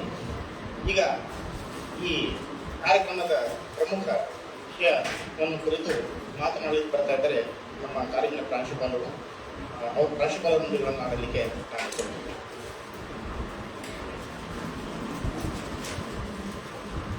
ಎಲ್ರಿಗೂ ನಮಸ್ಕಾರ. ಮೊದಲಿಗೆ ತಾವೆಲ್ಲರೂ ತಾಳ್ಮೆಯಿಂದ ಈ ವಿಷಯವನ್ನು ಕೇಳ್ತಿದ್ದೀವಿ ಅಂದರೆ ಅದರ ಗಾಂಭೀರ್ಯತೆ ಎಷ್ಟಿದೆ ಅನ್ನೋದು ಚರ್ಚೆಯ ವಿಷಯ ಗಾಂಭೀರ್ಯತೆ ಎಷ್ಟಿದೆ ಅನ್ನೋದು ತಿಳಿಯುತ್ತೆ. ಹಾಗಾಗಿ ವೇದಿಕೆ ಮೇಲೆ ಆಸೀನರಾಗಿರುವಂತಹ ಗೌರವಾನ್ವಿತ ಶ್ರೀ ನಾಗೇಶ್ ನಾಯಕ್ ಸರ್, ಪ್ರಧಾನ ದಿವಾನಿ ನ್ಯಾಯಾಧೀಶರು ಮತ್ತು GMMC Shri A Anil Kumar sir, ಅಬಕಾರಿ ಅಧೀಕ್ಷಕರು, ಶ್ರೀ ಶರಣಪ್ಪ ಕರಡಿ ಅಬಕಾರಿ ಉಪ ಅಧೀಕ್ಷಕರು, ಶ್ರೀ ಎಂ ಮುನ್ನೂರ್ವಾಲಿ ಅಬಕಾರಿ ನಿರೀಕ್ಷಕರು, ಇತರ ಅಬಕಾರಿ ಇಲಾಖೆಯಿಂದ ಬಂದಿರುವಂತಹ ಎಲ್ಲ ಅಧಿಕಾರಿಗಳು, ಉಪನ್ಯಾಸಕ ಮಿತ್ರರು ಹಾಗೂ ಪ್ರೀತಿಯ ವಿದ್ಯಾರ್ಥಿಗಳು ಹಾಗೂ ಈ ಮೀಡಿಯಾವನ್ನು ಕವರೇಜ್ ಮಾಡೋದಕ್ಕೆ ಇದೇ ಗ್ರಾಮದ ಅವರಿಗೂ ಕೂಡ ಈ ಒಂದು ಕಾರ್ಯಕ್ರಮದಲ್ಲಿದ್ದಾರೆ. ಅವರನ್ನು ಉದ್ದೇಶಿಸಿದ ರಾಜ್ಯ ಅಬಕಾರಿ ಇಲಾಖೆ ಬಳ್ಳಾರಿ ಹಾಗೂ ಸರ್ಕಾರಿ ಪ್ರಥಮ ದರ್ಜೆ ಕಾಲೇಜು ಮೂಕ ಇಲ್ಲಿಯ 3 ಘಟಕಗಳ ಸೇರಿ ಇಂದಿನ ಈ ಒಂದು ಮಾದಕ ದ್ರವ್ಯ ವಿರೋಧಿ ಮತ್ತು ಅಕ್ರಮ ಸಾಗಾಣಿಕೆ ಕುರಿತು ಜಾಗೃತಿ ಮತ್ತು ಸಂವಹನ ಕಾರ್ಯಕ್ರಮವನ್ನು ನಮ್ಮ ಕಾಲೇಜಿನಲ್ಲಿ ಇವತ್ತು ಹಮ್ಮಿಕೊಂಡಿದ್ದೇವೆ. ಇದರ ಬಗ್ಗೆ ಎಲ್ಲ ವಿಷಯವನ್ನು ಅಂದರೆ ಅದು ಹೇಗೆ ಪ್ರಾರಂಭವಾಗುತ್ತೆ, ಅದರಿಂದ ಆರೋಗ್ಯದ ಮೇಲೆ ಹೇಗೆ ಪರಿಣಾಮವಾಗುತ್ತೆ ಮತ್ತು ದೈನಂದಿನವಾಗಿ ನಮ್ಮ ಚಟುವಟಿಕೆಗಳಲ್ಲಿ ನಾವು ಹೇಗೆ ವ್ಯತ್ಯಾಸವನ್ನು ಕಂಡುಕೊಳ್ತೇವೆ, ಇದರ ಕುರಿತು ಹೇಗೆ ಅದು ವ್ಯವಹರಿಸಲಾಗುತ್ತೆ ಸಮಾಜದಲ್ಲಿ, ಅದರಿಂದ ಕಾನೂನುಗಳು ಹೇಗೆಲ್ಲ ಅದಕ್ಕೆ ಕಾನೂನು ಶಿಕ್ಷೆಯ ಮೂಲಕ ಹೇಗೆ ಅದನ್ನ ತಡೆಗಟ್ಟಬಹುದು ಅನ್ನೋದರ ಬಗ್ಗೆ ಸಾಕಷ್ಟು ಮಾಹಿತಿಯನ್ನ ನಮಗೆ ಎಲ್ಲ ಅಧಿಕಾರಿಗಳು ಹೇಳ್ಕೊಟ್ಟಿದ್ದಾರೆ. ನಾನಿಲ್ಲಿ ಹೇಳುವಂಥದ್ದು ಯಾವ ವಿಚಾರವೂ ಬಹುಶಃ ಉಳ್ಕೊಂಡಿಲ್ಲ ಅಂತ ಹೇಳ್ಬೋದು. ಬಟ್ ಆದರೂ ನಾನು ಒಂದೆರಡು ಮಾತನ್ನ ಈ ಸಂದರ್ಭದಲ್ಲಿ, ಯಾಕಂದ್ರೆ ಇದರ ಬಗ್ಗೆ ವಿದ್ಯಾರ್ಥಿಗಳಿಗೆ ಅರಿವು ಮೂಡಿಸಬೇಕಾಗಿರುವಂಥದ್ದು ಎಲ್ಲರ ಜವಾಬ್ದಾರಿ ಆಗಿರುತ್ತೆ. ಹಾಗಾಗಿ ಮುಖ್ಯ ನ್ಯಾಯಾಧೀಶರೇ ಇಲ್ಲಿ ನಮ್ಮಲ್ಲಿ ಬಂದು ಕೂತಿದ್ದಾರೆ ಅಂತಂದ್ರೆ ಇದರ ತೀವ್ರತೆ ನಮಗೆ ಗೊತ್ತಾಗುತ್ತೆ ಅಂತ ನಾನು ಹೇಳಬಲ್ಲೆ. ನಾನು ಕಂಡಂತೆ 80ರ ದಶಕದಲ್ಲಿ ಇದು ಕೇವಲ ಒಂದು ಫ್ಯಾಷನ್ ಆಗಿತ್ತು. ಅಂದ್ರೆ ಕೆಲ ವರ್ಗದವರಿಗೆ ಮಾತ್ರ, ಶ್ರೀಮಂತ ಕೆಲವು ಗಣ್ಯ ವ್ಯಕ್ತಿಗಳ ವರ್ಗಕ್ಕೆ ಈ ಡ್ರಗ್ಸ್ ಅನ್ನೋದು ಡ್ರಗ್ ಮಾಫಿಯಾದಲ್ಲಿ ಕಂಡುಕೊಳ್ತಾ ಇದ್ವಿ. ನಾನು ಓದಿದಂತಹ ಒಂದು ಸಂದರ್ಭಗಳಲ್ಲಿ ಹೇಳ್ತಾ ಇದ್ದೆ. ಬಹುಶಃ ಸರ್ ಅವರು ಕೂಡ ಅದು ಒಪ್ಕೊಳ್ತಾರೆ. 80ರ ದಶಕದಲ್ಲಿ ಇದು ಒಂದು ಫ್ಯಾನ್ಸಿ ಆಗಿತ್ತು. ಇವತ್ತು ನಾವು ಅವಾಗ ನಮ್ಗೆ ವಿದ್ಯಾರ್ಥಿಗಳ ಜೀವನದಲ್ಲಿ ನಾವು ಇದು ಜಾಗೃತಿ ಅನ್ನೋದ್ರ ಬಗ್ಗೆ ಗೊತ್ತೇ ಇರಲಿಲ್ಲ. ಇದು ಒಂದೇನೋ ಇದೆ ಅನ್ನೋದು ಅಷ್ಟೇ ಗೊತ್ತಿತ್ತು. ಯಾಕೆ ಇವತ್ತು ಜಾಗೃತಿಯನ್ನು ಮೂಡಿಸ್ತಾ ಇದ್ದಾರೆ ಅಂತಂದ್ರೆ ಇದು ಕೇವಲ ಇವತ್ತು ಫ್ಯಾನ್ಸಿ ಫ್ಯಾಷನ್ ಆಗಿ ಉಳಿಲಿಲ್ಲ, ಆದ್ರೆ ಆಚೆ ಬಂದಿದೆ. ಅಂದ್ರೆ ಸಮಾಜದಲ್ಲಿ ಇದು ಕೂಡ ನನ್ನ ಜೊತೆಗೆ ಬೆಳ್ಕೊಂಡು ಬರ್ತಾ ಇದೆ. ಇದು ಕೂಡ ನಂದು ಒಂದು ವಸ್ತು, ನನ್ನಲ್ಲಿ ಕೂಡ ಇದು ಇರಬೇಕು. ಈಗ ಹೇಗೆ ಮೊಬೈಲ್ ಒಂದು ನಾವು ಎಲ್ಲರ ಹತ್ರ ಬೇಕು, ಇದು ಕೂಡ ಗಾಂಜಾ ಅಥವಾ ಈ ಎಲ್ಲ ಪ್ರಕಾರಗಳನ್ನ ನಮ್ಗೆ ಇವಾಗ ತಿಳ್ಕೊಂಡ್ವಿ, ಅದು ಕೂಡ ನಮ್ಮೊಂದಿಗೆ ಬೆಳಿಬೇಕು ಅನ್ನೋದನ್ನ ಇವತ್ತು ಸಮಾಜದಲ್ಲಿ ಕೆಲ ಘಾತಕರು ಅದನ್ನ ಪ್ರಚೋದನೆಯನ್ನು ಕೊಡ್ತಾ ಇದ್ದಾರೆ. ಯಾರು ನಾವಾಗಿ ನಾವು ತಗೋಬೇಕಂತ ಹೋಗಲ್ಲ, ತಗೋಬೇಕು ಅನ್ನೋದು ಆಸೆ ಇರಲ್ಲ, ಸುಮ್ಮನೆ ನೋಡಿರ್ತೀವಿ. ಅದಕ್ಕೆ ಪ್ರಚೋದನೆ ಕೊಡ್ತಾ ಇದ್ದಾರೆ ಅಂತಂದ್ರೆ ಅದ್ರ ಹಿಂದೆ ಹಲವಾರು ಕಾರಣಗಳಿರ್ತದೆ. ವೈಯಕ್ತಿಕವಾಗಿರ್ಬೋದು, ದೇಶವನ್ನು ಹಾಳು ಮಾಡುವಂಥದ್ದಾಗಿರ್ಬೋದು, ಇಡೀ ಸಮಾಜವನ್ನೇ ಹಾಳು ಮಾಡುವಂಥದ್ದು ಯಾವುದೇ ಅದಕ್ಕೆ ಹಿಂದಿನ ಕಾರಣಗಳಿರಬಹುದು. ಅಂತ ಒಂದು ವಿಷಯವನ್ನ ನಮ್ಮ ಕಾಲೇಜಿನಲ್ಲಿ ಇವತ್ತು ಚರ್ಚೆ ಮಾಡೋದಕ್ಕೆ ಬಂದಿದ್ದಾರೆ. ಅಂದ್ರೆ ನಮ್ಮ ಮೋಕ ಗ್ರಾಮದಲ್ಲಿ ಕೂಡ ಇದು ಬೆಳೀತಾ ಇದೆ ಅನ್ನೋದು ಕಂಡು ಬರುವಂತಹ ವಿಷಯವಾಗಿದೆ. ಹಾಗಾಗಿ ಎಲ್ಲ ನಮ್ಮ ಪ್ರೀತಿಯ ವಿದ್ಯಾರ್ಥಿಗಳಲ್ಲಿ ನಾನು ಹೇಳುವಂಥದ್ದು ಇಷ್ಟೇನೆ, ನಾವು ಈ ಸಮಾಜದಲ್ಲಿ ಆಗ್ತಕ್ಕಂಥ, ಅದರಲ್ಲೂ ಮೋಕ ಗ್ರಾಮದಲ್ಲಿ ಆಗ್ತಕ್ಕಂಥ ವಿಷಯವನ್ನ ಇಷ್ಟೊತ್ತು ತಿಳಿಸಿದ್ದಾರೆ. ಅದು ಹೇಗೆ ಆಗ್ತಾ ಇದೆ ತಮಗೂ ಅರಿವಿರ್ಲಿ, ಮತ್ತೆ ನಿಮ್ಮ ಅಕ್ಕಪಕ್ಕದಲ್ಲಿ ಎಲ್ಲಾದ್ರೂ ಅದನ್ನ ಕಂಡು ಬಂದಲ್ಲಿ ದಯವಿಟ್ಟು ಇದರ ಮಾಹಿತಿಯನ್ನ ತಿಳಿಸ್ಬೇಕು. ತಾವು ಈ ಚಟಗಳಿಗೆ ಬಲಿಯಾಗದೆ ಮುಂದೆ ಸಮಾಜವನ್ನ ನಿಮ್ಮ ಕುಟುಂಬದಿಂದ ಸಮಾಜ, ರಾಜ್ಯ ಮತ್ತು ರಾಷ್ಟ್ರ ನಿರ್ಮಾಣ ಮಾಡೋದ್ರಲ್ಲಿ ನಮ್ಮೆಲ್ಲರ ಶಕ್ತಿಯುತವಾಗಿ ಅದನ್ನ ಬೆಳೆಸೋಣ, ಮತ್ತೆ ನಮ್ಮ ರಾಷ್ಟ್ರವನ್ನ ಮುಗಿಸುವಂತ ಕೆಲಸ ಇಲ್ಲಿಂದ ನಾವು ಪ್ರಾರಂಭ ಮಾಡೋದು ಬೇಡ ಅಂತ ಹೇಳ್ತಾ, ಇಷ್ಟೊಂದು ವೇದಿಕೆ ಮೇಲೆ ಎಲ್ಲ ಗಣ್ಯರು ಬಂದಿದ್ದಾರೆ. ಅದು ನಮ್ಮ ಗೌರವ ಅಂತಾನೆ, ನಮ್ಮ ಕಾಲೇಜಿನ ಹೆಗ್ಗಳಿಕೆ ಕೂಡ ಆಗಿದೆ. ಯಾಕಂದ್ರೆ ನಾವು ಗ್ರಾಮೀಣ ಮಟ್ಟದಲ್ಲಿ ದೊಡ್ಡ ದೊಡ್ಡ ಅಧಿಕಾರಿಗಳನ್ನ ಹೋಗಿ ಇನ್ವೈಟ್ ಹೇಗ್ ಮಾಡೋದು ಅಂತ ಒಂದು ಹಿಂಜರಿಕೆ ನಮ್ಮಲ್ಲಿ ಇರುತ್ತೆ. ಯಾಕಂದ್ರೆ ಮುಖ್ಯ ನ್ಯಾಯಾಧೀಶರು ಇಲ್ಲಿ ಬಂದು ಕೂತಿದ್ದಾರೆ ಅಂದ್ರೆ ನಾವು ನಿನ್ನೆ ನೋಡಿದ್ವಿ ಎಂತೆಂತ ಕೇಸ್ಗಳನ್ನ ಅಲ್ಲಿ ಹ್ಯಾಂಡಲ್ ಮಾಡ್ತಾ ಇರ್ತಾರೆ. ಅದು ಕೂಡ ಮುಖ್ಯವಾಗಿರುತ್ತೆ. ಯಾವ್ದೋ ಅದು ಜೀವನ ಭವಿಷ್ಯಗಳಾಗಿರುತ್ತೆ, ಅಲ್ಲಿ ಸತ್ಯ ಅಸತ್ಯ ಮಧ್ಯದಲ್ಲಿ ಅವ್ರು ಇರ್ತಾರೆ. ಅಂತ ಒಂದು ಸಮಯವನ್ನ ಅಲ್ಲಿ ಬಿಟ್ಟು ನಮ್ಮೊಂದಿಗೆ ಈ ವಿಚಾರವನ್ನ ಚರ್ಚೆ ಮಾಡೋದಕ್ಕೆ ಬಂದಿರೋದು ನಮ್ಮೆಲ್ಲರಿಗೆ ಒಂದು ಗೌರವ ಆಗಿರುವಂತಹ ವಿಚಾರವಾಗಿದೆ ಸರ್. ತಮಗೆ ಮತ್ತೊಮ್ಮೆ ಎಲ್ಲರ ಪರವಾಗಿ ಮತ್ತು ಅಬಕಾರಿ ಇಲಾಖೆಯವರು ಕೂಡ ನಮ್ಮನ್ನ ಅಪ್ರೋಚ್ ಮಾಡಿದ್ರು. ಅವರು ಕೂಡ ಈ ವಿಚಾರವನ್ನ ಹೇಳಿದಾಗ ಫಸ್ಟ್ ನಾನು ನೋಡಿದೆ ಸರ್, ನಮ್ಮಲ್ಲಿ ವಿದ್ಯಾರ್ಥಿಗಳು ಬಹಳ ಮುಗ್ಧರಾಗಿದ್ದಾರೆ, ಹೆಣ್ಮಕ್ಳಿದ್ದಾರೆ. ಬಹುಶಃ ನಮ್ಮಲ್ಲಿ ಈ ತರದ ಯಾವ್ದು ವಿಚಾರಗಳಲ್ಲಿ ನಾವು ಕಂಡಿಲ್ಲ ಅಂದ್ವಿ. ಬಟ್ ಅವ್ರು ಹೇಳ್ತಾ ಹೋದಾಗ ನಮ್ಗೆ ನಡುಕಗಳು ಶುರುವಾಯ್ತು. ಹೇಗೆ ಇದೆಲ್ಲ ಇವತ್ತು ಮೋಕ ಗ್ರಾಮದಲ್ಲಿ ಕೂಡ ಬೆಳೀತಾ ಇದೆ ಅಂತ ಹೇಳ್ತಾ, ಸೊ ಹಾಗಾಗಿ ನಾನು ಎಲ್ಲರಲ್ಲಿ ವಿನಂತಿ ಮಾಡ್ಕೊಳ್ಳೋದು ಇಷ್ಟೇನೆ, ನಮ್ಮ ಕ್ಯಾಂಪಸ್ ಅನ್ನ ಡ್ರಗ್ಸ್ ಫ್ರೀ ಕ್ಯಾಂಪಸ್ ಮಾಡೋದನ್ನ ನಾವು ಮುಂದಾಗಬೇಕು. ಜೊತೆಗೆ ನಾವು ಕೇವಲ ನಮ್ಮ ಕ್ಯಾಂಪಸ್ ನ ಡ್ರಗ್ಸ್ ಫ್ರೀ ಕ್ಯಾಂಪಸ್ ಅಷ್ಟೇ ಅಲ್ಲ, ನಮ್ಮ ಇಡೀ ಮೋಕ ಗ್ರಾಮವನ್ನ ಡ್ರಗ್ಸ್ ಫ್ರೀ ಮೋಕ, ಜೊತೆಗೆ ನಮ್ಮ ಬಳ್ಳಾರಿ ಜಿಲ್ಲೆಯನ್ನ ಕೂಡ ನಾವು ಡ್ರಗ್ಸ್ ಫ್ರೀ ಬಳ್ಳಾರಿಯನ್ನ ಮಾಡಬೇಕು.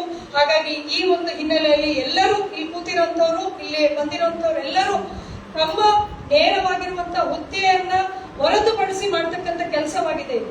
ಹಾಗಾಗಿ ನಾವು ಕೂಡ ಅದರಲ್ಲಿ ಎಲ್ಲರೂ ಇದಕ್ಕೆ ಪಾಲುದಾರರನ್ನ ಆಗಿ, ಅವರ ಒಂದು ಹೋರಾಟದಲ್ಲಿ ಪಾಲುದಾರರಾಗಿ ನಾವು ಇಡೀ ಬಳ್ಳಾರಿ ಜಿಲ್ಲೆಯನ್ನ ಡ್ರಗ್ಸ್ ಫ್ರೀ ಕ್ಯಾಂಪೇನ್ ಅಲ್ಲಿ ಪಾಲ್ಗೊಳ್ತಾ, ಇವತ್ತು ಬಹುಶಃ ಸರ್ ಅವರು ಕೂಡ ಈಗ ಪ್ರತಿಜ್ಞೆಯನ್ನ ವಿಧಿಸ್ತಾರೆ. ಅಲ್ಲಿ ಕೂಡ ನಾವು ಈ ಡ್ರಗ್ಸ್ ಫ್ರೀ ಕ್ಯಾಂಪೇನ್ ಅಲ್ಲಿ ತಮ್ಮೊಂದಿಗೆ ನಾವು ಇದೀವಿ ಅಂತ ಹೇಳ್ತಾ ನನಗೆ ಅವಕಾಶ ಕೊಟ್ಟಿರುವಂತದ್ದು ತಮಗೆ ಮಾತಾಡೋದಕ್ಕೆ ಧನ್ಯವಾದ. ಮಾದಕ ವಸ್ತುಗಳನ್ನು ವಿದ್ಯಾರ್ಥಿಗಳು ಯಾವ ರೀತಿಯಾಗಿ ದೂರ ಇರಬೇಕೆಂದು ತಿಳಿಸಿಕೊಟ್ಟಂತಹ ಪ್ರಾಂಶುಪಾಲರಿಗೆ ಧನ್ಯವಾದಗಳು. ಈಗ 28/4/2026 ನಮ್ಮ ಕಾಲೇಜಿನಲ್ಲಿ ಜಿಲ್ಲಾಡಳಿತ, ಜಿಲ್ಲಾ ಪಂಚಾಯತ್, ಜಿಲ್ಲಾ ಆರೋಗ್ಯ ಮತ್ತು ಕುಟುಂಬ ಕಲ್ಯಾಣ ಇಲಾಖೆ ನೇತೃತ್ವದಲ್ಲಿ ಹಾಗೂ ಯುವ ರೆಡ್ ಕ್ರಾಸ್ ಘಟಕ ಸರ್ಕಾರಿ ಪ್ರಥಮ ದರ್ಜೆ ಕಾಲೇಜು ಮೋಕಾದ ಸಹಭಾಗಿತ್ವದಲ್ಲಿ ನಡೆದ ತಂಬಾಕು ಸೇವನೆ ಮತ್ತು ದುಷ್ಪರಿಣಾಮಗಳು ಹಾಗೂ ತಡೆಗಟ್ಟುವ ಕ್ರಮಗಳು ಈ ವಿಷಯದ ಮೇಲೆ ವಿದ್ಯಾರ್ಥಿಗಳಿಗೆ ಪ್ರಬಂಧ ಸ್ಪರ್ಧೆ ಏರ್ಪಡಿಸಿದ್ದೇವೆ. ಆ ಪ್ರಬಂಧ ಸ್ಪರ್ಧೆಯಲ್ಲಿ 3 ವಿದ್ಯಾರ್ಥಿಗಳು ಮೊದಲನೇ 3 ಸ್ಥಾನಗಳನ್ನು ಪಡೆದುಕೊಂಡಿದ್ದಾರೆ. ಆ ವಿದ್ಯಾರ್ಥಿಗಳಿಗೆ ಗೌರವಾನ್ವಿತ ನ್ಯಾಯಾಧೀಶರು ಬಹುಮಾನವನ್ನು ವಿತರಣೆ ಮಾಡಬೇಕು ಈ ಮೂಲಕ ವಿನಂತಿಸಿಕೊಳ್ತಾ ಇದ್ದೇನೆ. ಮೊದಲನೇ ಸ್ಥಾನವನ್ನು ಗಳಿಸಿದ ವಿದ್ಯಾರ್ಥಿ BA 6ನೇ ಸೆಮಿಸ್ಟರ್ನ ಸಮಧ್ವನಿ ಇವರು.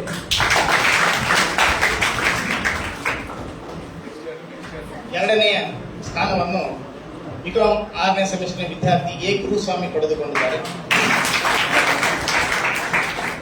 3ನೇ ಸ್ಥಾನವನ್ನು BA 6ನೇ ಸೆಮಿಸ್ಟರ್ನ ದೇವಿ ಪಡೆದುಕೊಂಡಿದ್ದಾಳೆ.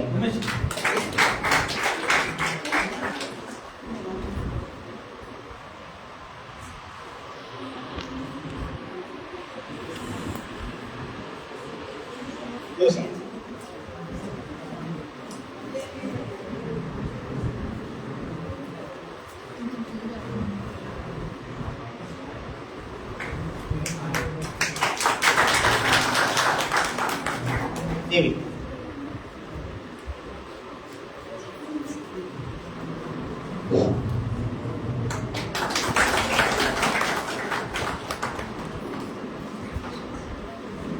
ಬಹುಮಾನವನ್ನು ವಿತರಿಸಿದ್ದ ಹಾಗೂ ಬಹುಮಾನವನ್ನು ಪಡೆದುಕೊಂಡ ಎಲ್ಲರಿಗೂ ಧನ್ಯವಾದಗಳು. ಈಗ ಈ ಕಾರ್ಯಕ್ರಮದ ವಿಧಿಯನ್ನು ಮುಖ್ಯ ಗೌರವಾನ್ವಿತ ನ್ಯಾಯಾಧೀಶರು ಆಮೇಲೆ ಕೈ ಮುಂದೆ ಮಾಡಿ, ಬಲಗೈಯನ್ನು ಮುಂದೆ ಮಾಡಿ.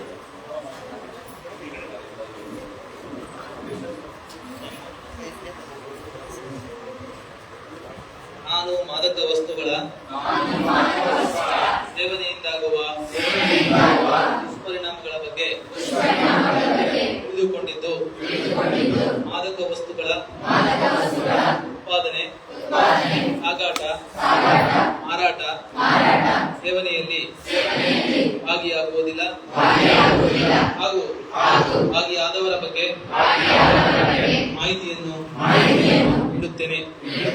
ಮಾದಕ ವಸ್ತುಗಳ ಸೇವನೆಯಿಂದಾಗುವ ದುಷ್ಪರಿಣಾಮಗಳ ಬಗ್ಗೆ ಅಪಾಯಗಳ ಬಗ್ಗೆ ಇತರರಿಗೆ ಜಾಗೃತಿ ಮೂಡಿಸುತ್ತೇನೆ ಮತ್ತು ಮಾದಕ ವಸ್ತು ಮುಕ್ತ ಸಮಾಜ ನಿರ್ಮಾಣ ಮಾಡಲು ನಾನು ಕಾನೂನು ಪಾಲನಾಧಿಕಾರಿಗಳಿಗೆ ಸಹಕರಿಸುತ್ತೇನೆಂದು ಈ ಮೂಲಕ ಪ್ರತಿಜ್ಞೆ ಮಾಡುತ್ತೇನೆ. ಜೈ ಹಿಂದ್, ಜೈ ಕರ್ನಾಟಕ. Thank you.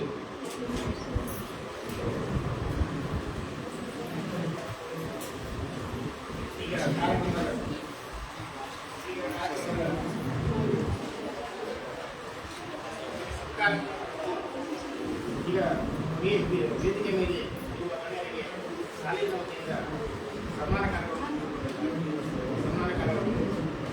ಪ್ರಾಂಶುಪಾಲರು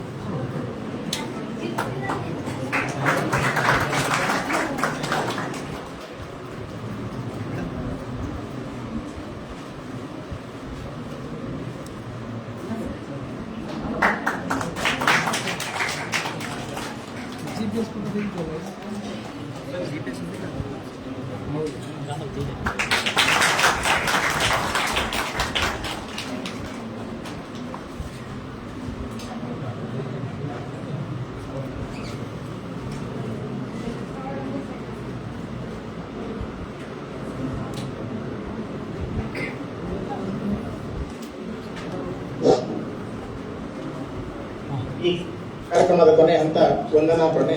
ಇದು ನುಡಿಯಲು ಬರ್ತಾ ಇದ್ದಾರೆ ಪ್ರವೀಣ್ ಸರ್ ಅವರು. ದಿನದ ಕಾರ್ಯಕ್ರಮದಲ್ಲಿ ಭಾಗವಹಿಸಿ ಮಾದಕ ದ್ರವ್ಯ ಸೇವನೆ ಕುರಿತು ಜಾಗೃತಿ ಮೂಡಿಸಿರುವಂತಹ ಮಾನ್ಯ ಪ್ರಧಾನ ಸಿವಿಲ್ ನ್ಯಾಯಾಧೀಶರು JMFC ಶ್ರೀಯುತ ನಾಗೇಶ್ ನಾಯಕ್ ಸರ್ ಅವರಿಗೆ ನಮ್ಮ ಕಾಲೇಜಿನ ಪರವಾಗಿ ಹೃತ್ಪೂರ್ವಕ ಧನ್ಯವಾದಗಳನ್ನು ಸಲ್ಲಿಸುತ್ತೇನೆ.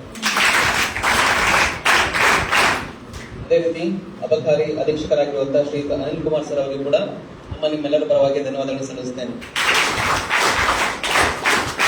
ಹಾಗೆಯೇ ಅಬಕಾರಿ ಉಪ ಅಧೀಕ್ಷಕರಾಗಿರುವಂತಹ ಶ್ರೀಯುತ ಶರಣಪ್ಪ ಕಡ್ಡಿ ಸರ್ ಅವರಿಗೂ ಕೂಡ ವಂದನೆಗಳು. ಹಾಗೆ ಅಬಕಾರಿ ನಿರೀಕ್ಷಕರಾಗಿರುವಂತಹ ಅನುರಾಲಿ ಸರ್ ಅವರಿಗೂ ಕೂಡ ವಂದನೆಗಳನ್ನು ಸಲ್ಲಿಸುತ್ತೇನೆ. ಕೊನೆಯದಾಗಿ ಈ ಕಾರ್ಯಕ್ರಮದಲ್ಲಿ ಭಾಗವಹಿಸಿರುವಂತಹ ಅಬಕಾರಿ ಇಲಾಖೆ ಎಲ್ಲ ಸಿಬ್ಬಂದಿ, ನಮ್ಮ ಕಾಲೇಜಿನ ಎಲ್ಲ ಸಿಬ್ಬಂದಿ ಮತ್ತು ಎಲ್ಲ ವಿದ್ಯಾರ್ಥಿಗಳು ಕೂಡ ವಂದನೆಗಳನ್ನು ಸಲ್ಲಿಸುತ್ತೇನೆ. ಹಾಗೆ ನಮ್ಮ ಕಾಲೇಜಿನ ಪ್ರಾಂಶುಪಾಲರಾದ ಸರೋಜ ಮೇಡಮ್ ಅವರಿಗೂ ಕೂಡ ಧನ್ಯವಾದ ಸಲ್ಲಿಸುತ್ತೇನೆ.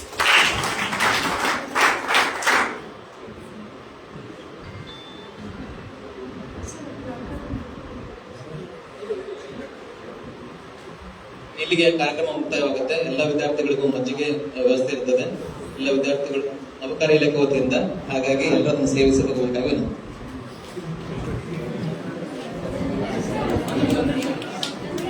ಮಜ್ಜಿಗೆ ಅಂದ್ರೆ ಬೇರೆ ತಿಳ್ಕೊಬೇಡಿ, ಇದೆಯಲ್ಲ ಅದಕ್ಕೆ ಅಲ್ಲ.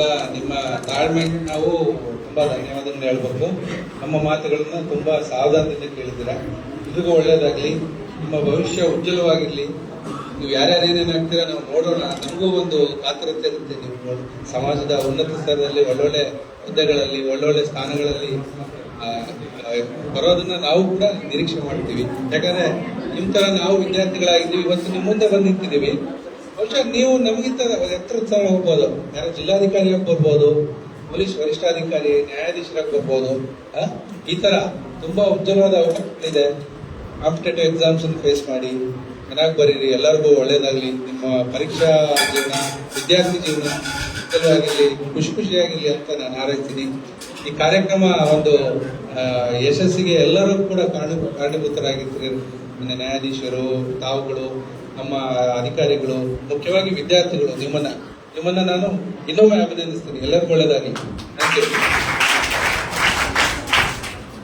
ಧನ್ಯವಾದಗಳು ಸರ್. ತಾವೆಲ್ಲರೂ ತಮ್ಮ ಅಮೂಲ್ಯವಾದ ಸಮಯವನ್ನ ಎಲ್ಲವನ್ನು ಮರೆತು ನಮ್ಮ ವಿದ್ಯಾರ್ಥಿಗಳಿಗೆ ತಾವು ಕಲಿತಿರೋದಕ್ಕೆ ಇದು ಒಂದೇ ಸಾಕ್ಷಿ ಅಂತಾನೆ ನಾವು ಹೇಳ್ಬೋದು ಸರ್. ಧನ್ಯವಾದಗಳು.